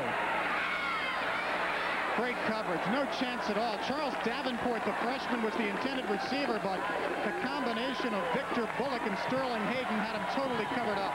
And pressure by Noel McCahern as they brought him from the outside. Preston Pogue, just as he delivered it, made the smart move, got rid of it, threw it where no one could get it because this guy was covered and he got knocked down anyway. Very impressive third quarter for North Carolina. State helped them out by fumbling kickoffs around early in the quarter, and Carolina has taken it from there as you look at Craig Salmon, who will boot it away to Victor Bullock.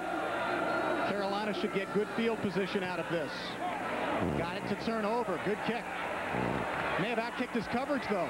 Bullock coming back. Only about a 7 or 8 yard return. Fernandez Vinson out of Alabama brought him down. 57-yard punt, 7 yards on the return. If you're just joining us, here's what you've missed. Scoreless first period. Kenny Miller puts Carolina on top 3-0. And then Preston Pogue, 47 yards to Danny Peebles. Miller makes it 7-6 at halftime with another field goal. And then after a fumble recovery by Norris Davis gave Carolina a 7-point lead in the third period. We've had the field goal to extend it to 10.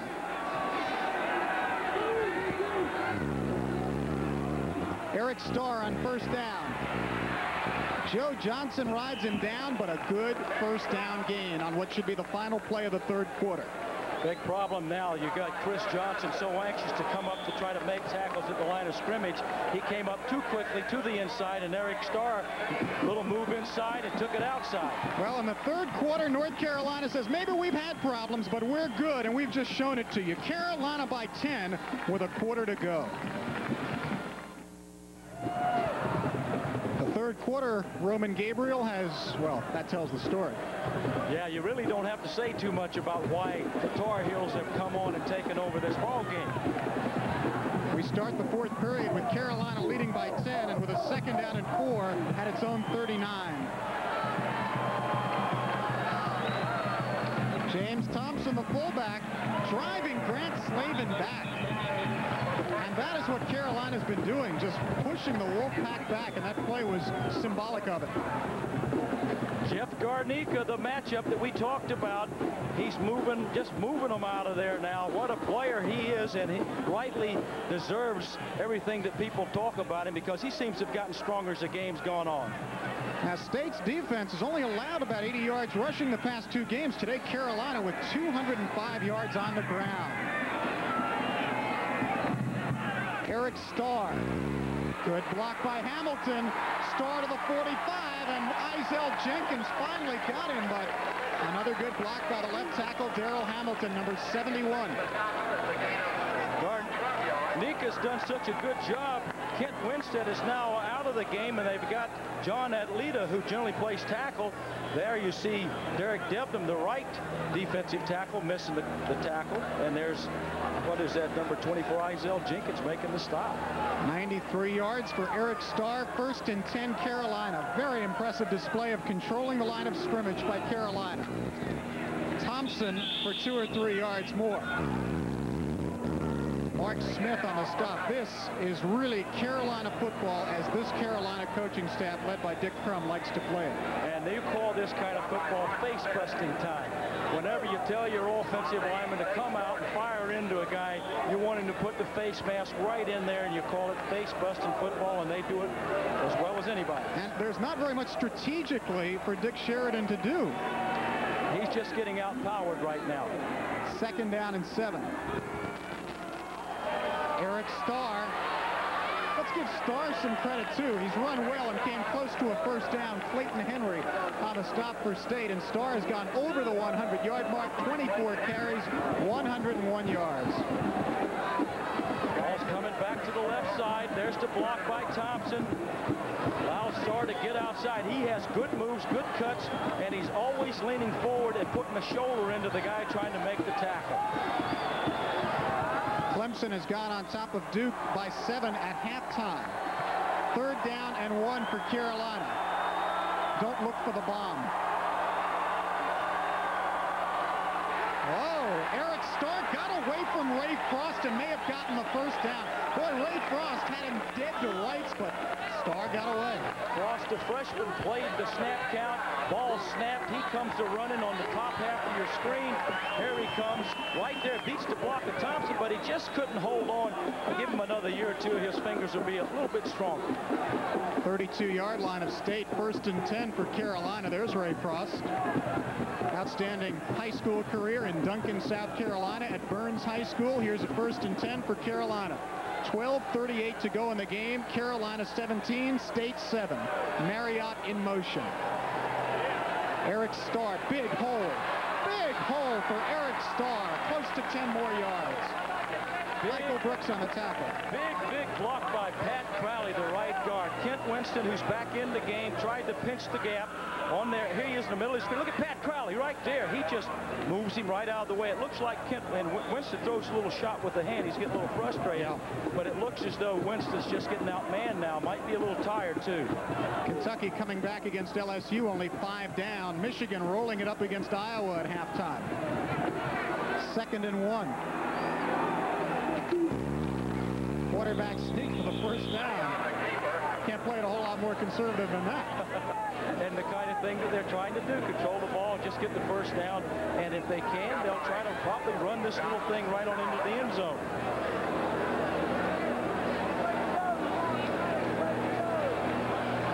Well, they may not have gotten the first down. They'll come out and measure for it. 11:51 to go in the game. And we'll see if Carolina moves the chains again. They do.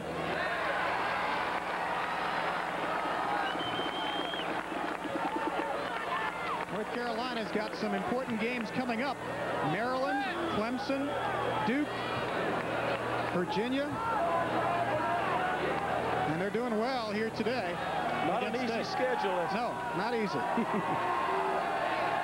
1st and 10, Carolina. James Thompson, another 8 or 9 yards. Michael Brooks, the free safety on the stop, but I think the number of tackles that Michael Brooks has had to make in the second half is starting to tell the story. It sure is, and that's because Darrell Hamilton and Ralph Pfeiffer on the left side, they just mowed them down like duck pins. When you remember that little bowling ball you used to throw at the duck pins, that's what it looks like. The big guys are mowing down the little guys. Duck pins. 2nd down. This time Derek Debnam won the battle at the line of scrimmage and got Eric Starr. Trying to go to the fullback again. Thompson has it right there. Derek Debnam puts the shoulder in. That's a pitch-a-perfect tackle. The Wolfpack needs a little more of that kind of activity. I said Starr, it's Thompson on the carry, and we're having some audio problems, we understand, that are beyond our control at the present time. We apologize for that and hope you can bear with us. 8 for 15 on 3rd down conversions, and Carolina doesn't get this one. Eric Starr had nowhere to go.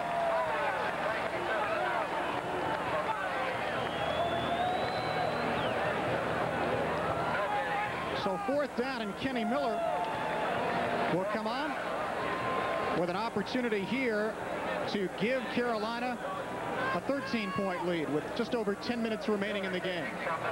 Eric Weatherington will hold. Miller already has a couple of 31-yard field goals, and this would be his 3rd and his 4th overall. Not this time. Miller misses one, and State stays within 10. Again, the Wolfpack defense gutted it up down near the goal line, allowed a lot of yardage, but they've only allowed 3 points, 1 field goal in the last 2 drives. 9:53 to go in the game. Carolina by 10. Back after this for your local ACC stations. North Carolina has a 10-point lead over North Carolina State with that much time remaining in the game. Time of possession tells you the story of the second half to this point. In this particular ball game, time of possession really has been a great deal. 1st and 10 for the Wolfpack, down by 10 at its 20-yard line. Still Preston Pogue at quarterback. He's gone all the way on the option. Ridden down by Carlton Baylor.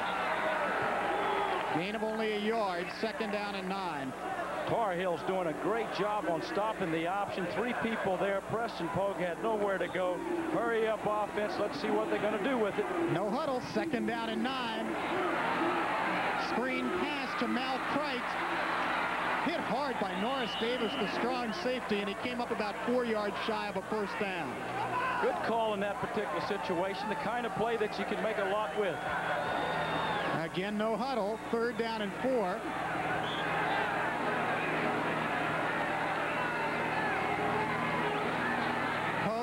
Completes his pass to Bobby Harrell, the tight end, and gets the 1st down at the 31-yard line. Bernard Timmons, the linebacker, made the stop. Dick Sheridan says they were offside. Good poise by Preston Pogue. Only needed 4 to 5 yards. Found his tight end rather than waiting to go downfield. Let's get the first down and go on from there. May not have said they were offside. It may have flashed in a signal. They lose the snap, though. And it'll be second down and long as Pogue got it back. I wonder if that was a sign by Dick Sheridan what the play they were going to call. It looked like he was saying Carolina was offside. Maybe he was just giving a play to Preston Pogue. Could have been hand signals trying to get him to play, but State is hurting themselves just what they did when they lost those few games early in the year. Second and 12. Sorry, Roman. Mac Jones across midfield. First down, State. Carolina ran this hurry offense against Georgia Tech and was very successful earlier in the year. That's a 19-yard gain from Preston Pogue to Mac Jones. North Carolina having to take a timeout, or they're taking a timeout to try to stop this drive because with the hurry-up offense, the Tar Heels aren't able to get their defensive signals in. So the Wolfpack is taking advantage of them not quite knowing what they're doing over there on that defensive side of football. Still 8:36 to go in the game. North Carolina leading by 10, but now State has gotten this crowd excited. State down by 10 with that much time remaining, but they're on a little bit of a roll in the hurry offense. Preston Pogue has completed his last 3 passes. And there's a fella who's taken a lot of heat. Maybe some of it's right, maybe some of it's not. Only he knows. First and 10 for the Wolfpack.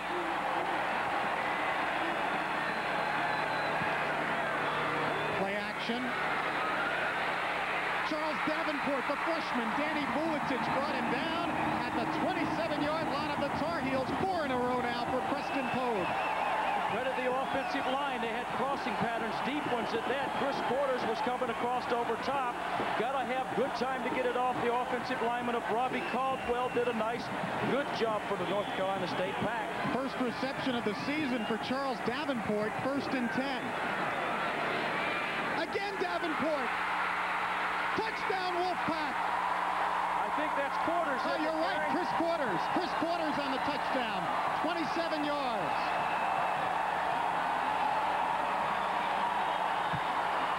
Things are getting heated up around here now. It's a ball game. We're back in it. The Carolina State reunion. Everybody's back in this thing. So are we. We're feeling good. You and I, that's what it's all about. It's exciting now. 17-13. 8:19 to go. Chris Quarters on the touchdown reception from Preston Pogue. First career touchdown at State for Chris Quarters. Now Brian Carter to add the extra point. State is within a field goal.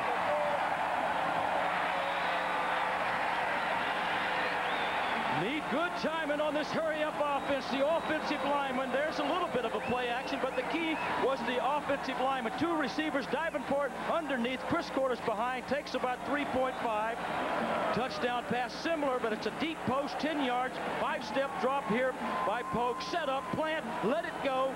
Bingo. Chris Quarters has it into the end zone, makes the catch, and a little second effort there to bring it back into the game. Both Davenport and Quarters are true freshmen from the state of North Carolina. Carolina by 3. 57,400 looking on, a partisan Wolfpack crowd, and with the help of true freshmen Chris Quarters and Charles Davenport and redshirt freshman Preston Pogue, the Pack has come back. The Pack's back. That's right. The Pack has come back. Now the Tar Heels have got to show what kind of stamina that they have. Controlled the whole third quarter, but the Wolfpack has always been a fighter. They don't give in. Well, Dick Crum has put his trust in his offensive line, and they've done it so far. They simply have to continue to push the Pack back off the line of scrimmage. In the hurry offense, there is what State was able to do in very little time. Still a long way to go in this one. 8:19 left. Mark Falble to boot it away. This is Randy Marriott at the 6. And Marriott ridden down across the 20 at the 22 by Al Bird. 16-yard return for Randy Marriott. special teams so instrumental in winning football games. Guys like Al Bird, who'll probably be playing on defense next year. He's running as hard as he can. So many of the guys on both teams that aren't in there on the regular teams, they mean a third of this situation. The special teams, you win or lose with them. It is gut check time for the state defensive front. Carolina's been pushing them around all second half. Let's see if they can hang in. Mark made a throw on first down, completes the pass to John Jacobs, and a 10-yard gain. Mark Smith on the tackle, but the offensive thinking of North Carolina crossed up the Wolfpack that time. Came out throwing the football. Randy Walker and his offensive staff, they've ran a good game plan, so they're going to continue to do so. Mark May had great patience. He actually had both the tight end and he had a flanker coming behind. A first down on the 10-yard pass play. Thompson and Starr, the backs. This is Thompson and Sterling Quash took him down, I think.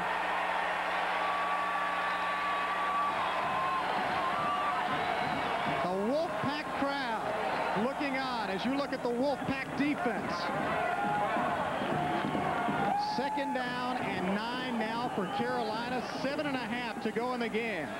They cannot sit on it. They must get at least a few first downs. In this situation, we've seen Carolina go with the tackle trap to the tailback or try to get the fullback on a pick-a-hole or option play. Randy Marriott in the slot at the bottom of your screen. Counter action to Eric Starr. And Mark Smith got a hold of him, and then he pulled away and got close to a first down. Eric Starr has really run well today. Eric Starr looks like a starter, and he's having to do a yeoman's job. He has the bruised thigh, but playing well. Carolina's true to their tendency, came with the tackle trap. Starr made it work. Mark Smith of the Wolfpack made the tackle. 117 yards for Starr, and better yet, he has not fumbled the football. He's been a victim of fumbleitis in the past. Third down and 3. Big play for Carolina. May on the roll. Eric Lewis first down, Tar Heels. Got to give the Heels credit. When they've had to throw it, they're throwing it and getting the yardage. Anytime you can get a man-on-man isolation here, a little sprint right side, just a hitch pattern or delay. Get the ball out here to Eric Lewis, makes the first down. That's what you're looking for. Take advantage of those one-on-one matchups. First and 10 for Carolina at its 45. 6:36 to go. Carolina 17, State 14.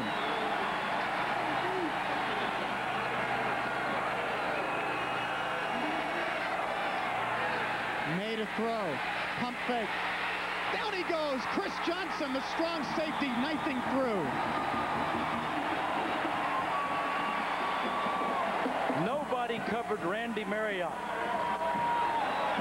Mark May coming out to the left side with the sprint. Randy Marriott was lined up on the left side. Nobody covered Randy Marriott. Actually, Mark, it's too bad he didn't see him. They had a touchdown, but Marriott, he was down there waving, but they just didn't get the ball to him. First sack of the season for Chris Johnson. Izell Jenkins, starting cornerback, sprained neck, out for the game for North Carolina State, so they're weakened in the secondary. 2nd and 13 for Carolina.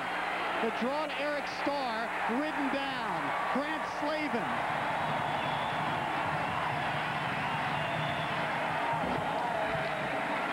I think you got Ray Frost. They look so much alike. You're right. Ray Frost. Ray Frost, the freshman, 49. Dick Sheridan and Ted Kane, the offensive coordinator, they say, just get the ball back. We can move it. Here's a big play. 3rd and 11 for Carolina with 5:24 to go.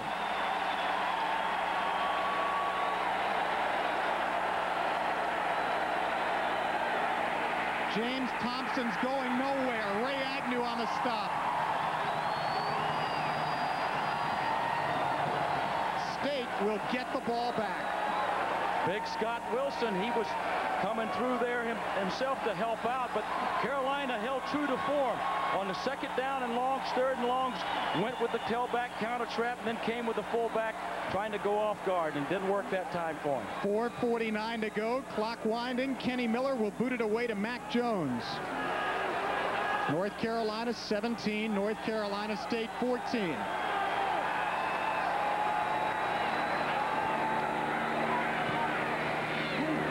Good kick, good hang time. Mac Jones at the 7. Good coverage by North Carolina, back only to the 10. State will be 90 yards away after that 48-yard punt. Don Millen on the coverage tackle for Carolina. The key on the punt, good hang time, which allowed the special teams of the Tar Heels to get downfield. They do an outstanding job in bringing Mac Jones down. So that sets it up for you. The final drive coming for North Carolina State, down by 3 with 4.5 to go. 17-14, North Carolina over North Carolina State, 4:32 to go. State has the ball starting from its 10. We remind you at the conclusion of the game, we'll be picking 2 Holiday Inn most valuable players of the game, 1 from each team.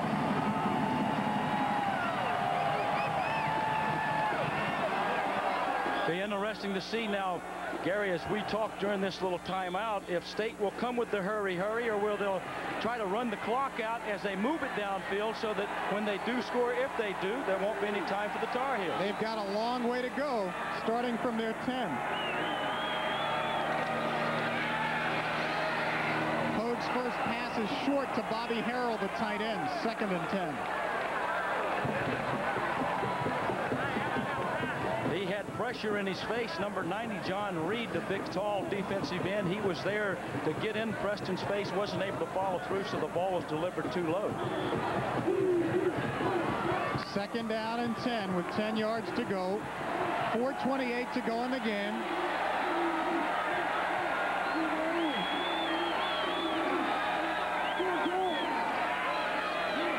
A pass from Pogue to Bobby Harrell on the same play is complete for 6 yards. It'll be 3rd and 4 with Victor Bullock making the tackle. Kind of play you like to see in a good, tough football game. Bobby Harrell, the tight end, taking on to Victor Bullock. Bullock didn't give an inch. Bobby Harrell didn't. So you saw what football was all about, a hitting game. 3rd and 4, State right back to the line of scrimmage. Preston Pogue to throw. The pass is complete to Mal Crite, and Crite has a Wolfpack first down at the 29-yard line. Sterling Hayden on the tackle for North Carolina. Preston Pogue does a good job of knowing where all his receivers are. Mel Crite made a nice catch. Got to be careful. Mel Crite carries the ball out in his elbow. If he has a chance to carry the ball again, somebody might knock that out. 3:54 to go in the game, and the clock winding. This time North Carolina State huddled up, and they face a 1st and 10 at their own 30. Blitz by North Carolina, and running right into it was Todd Barnes. Tim Goad on the stop. North Carolina played the situation about as well as it could be. They anticipated run on 1st down from State. As a result, they brought people, and they were able to stop the momentum of the Wolfpack. 2nd down and 10. State moving quickly. For Davenport, overthrown, and Danny Vuletich had a chance at what would have been about a game-clinching interception. Same play that they moved the ball last time, but no one can get that high. Maybe Michael Jordan, but not too many other fellas can. He did a nice job, Davenport, of just trying to get up to catch the ball. 3rd down and 10. Be interesting if they don't make it here to see if State would roll the dice on 4th down with over 3 minutes remaining. 3rd and 10 for Preston Pogue. The blitz. And Mal Crite can't make the one-handed grab. He would have been way short of a 1st down anyhow. On 4th down, they're going to punt it away. One of the few times you'll see Preston Pogue as a young quarterback lose his poise a little bit. He wasn't quite sure what to do with it. Mel Crite was actually covered. He almost threw that thing to the Carolina defensive back. Well, now Dick Sheridan sent on the punting team, then called them back and thought about it, and then sent them on again. I think what happened in this case, one of his coaches came up and said, well, we got 3:14, but we've got 3 timeouts. That's the key. If he has no timeouts, then he's almost forced to go. 3 still can stop Carolina and have a chance to move the ball for a touchdown. Salmon has hit some boomers. It's a fake, but they don't even come close. North Carolina State fakes it to the up back. They don't even come close. Mel Crite's the one they snapped the ball to, Gary.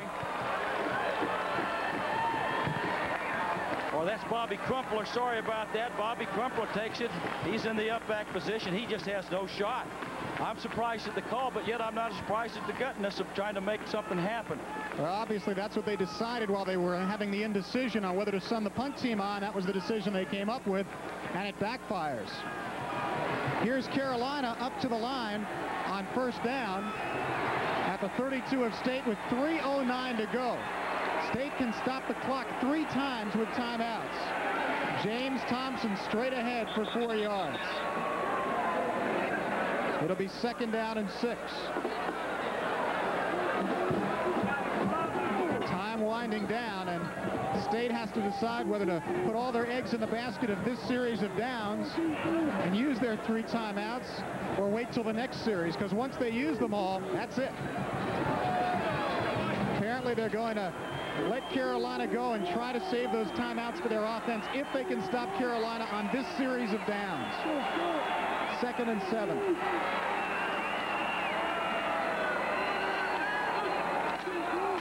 Eric Starr behind, good, strong blocking. Thompson, the fullback, had a block, and Steve Steinbacher, number 60, the left guard, was just pushing the defense back. They sort of stalemated there for a while, and then Eric Starr popped Thompson into the back, and they got 2 more yards because of the second effort of Eric Starr.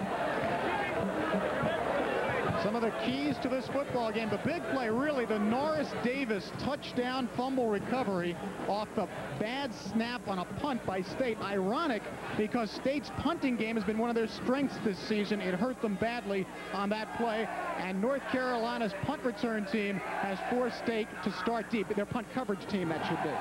That's just been the opposite of what State has done in the past. Generally, it's just State is the team that's been utilizing the punt coverage team to give them field position, but Carolina turned it around thus far in this ball game. Well, here's a big play coming up. We've had a lot of them. It'll be 3rd down and 2 with 2:17 to go. Now, Kenny Miller from right here would have about a 41-yard field goal try, but still that would leave State within a touchdown.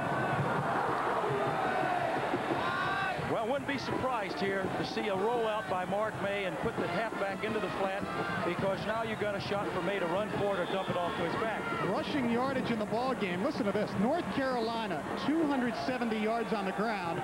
North Carolina State, 37. They got to throw a party to be within 3 points. It's a big difference, isn't it? Big difference. 3rd down, 3. Quint Smith in motion. Eric Starr, close. I think he got it. We'll see. Dick Crum certainly hopes so.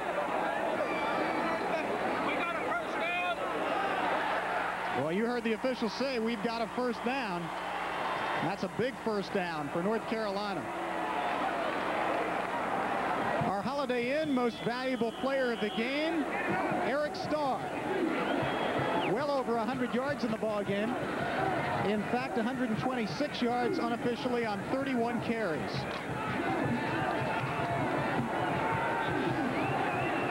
Under 2 minutes to go. 1st and 10 for Carolina. State will have to use its remaining 2 timeouts on this series.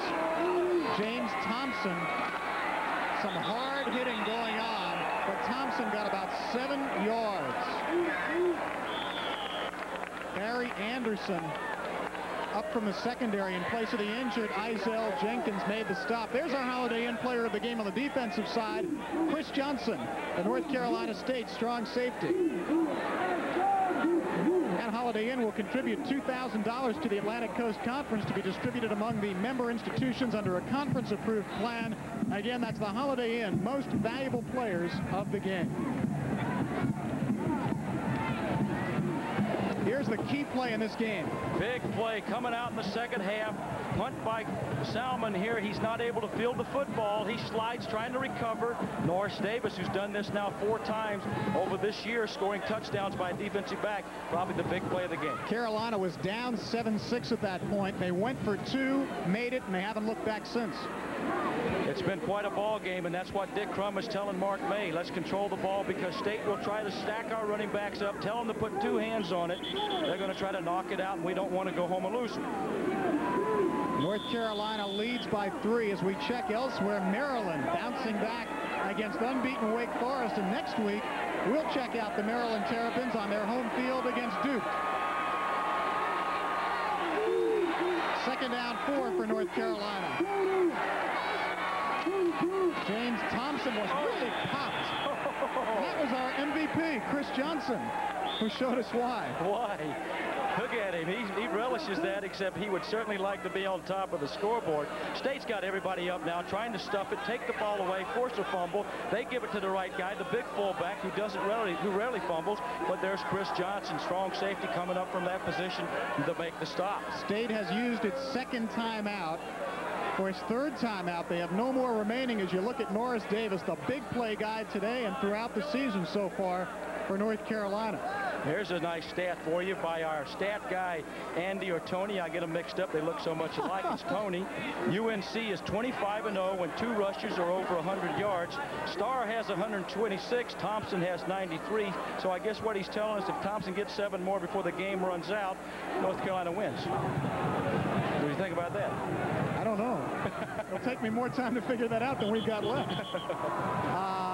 Let's see. The last time 2 players gained 100 yards rushing in the same game was in the NC State-North Carolina game when William Humes and Ethan Horton did it in 1984. Now, Tony Britt's the guy who does the great job keeping stats. Andy Britt, the great job spotting for us. Like the James brothers to Britt brothers. What did Jesse they hold and up the other Banks? guy? Did they hold up Banks? Well, here we go. Oh, boy. 3rd down and 2 for North Carolina.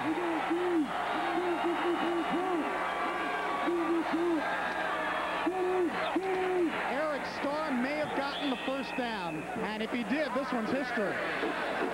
North Carolina sort of switched a little bit going into this 4th quarter. They like to run to the right side, but they found out the left side. Darrell Hamilton, Ralph Pfeiffer, and their center, Jeff Garnica. That's your ball game. State has no timeouts remaining. That will do it. That left side's been doing a super job, so that's where they've been going, picking up the yardage they need into this 4th quarter. Dick Sheridan knows that barring a calamitous for North Carolina turnover, this one's over. Clemson over Duke, 10-3 in the 3rd period.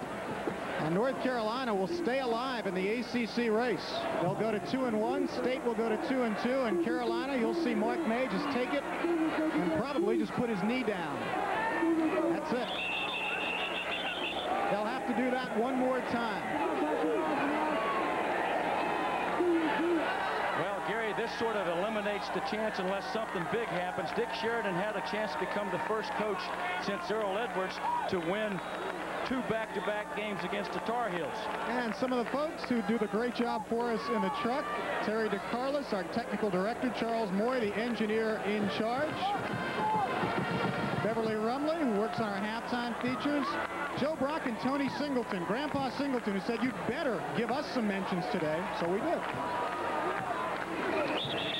One more time, Carolina kills the clock. And that will be it. This is one of the most frustrating feelings to be in this particular position, when you're not able to get the ball back and you're in your own home stadium playing against a great rival like the Tar Heels. North Carolina's offensive line in the final analysis did the job. The running game controlled it for that man, Dick Crum, whose team stays alive in the ACC race.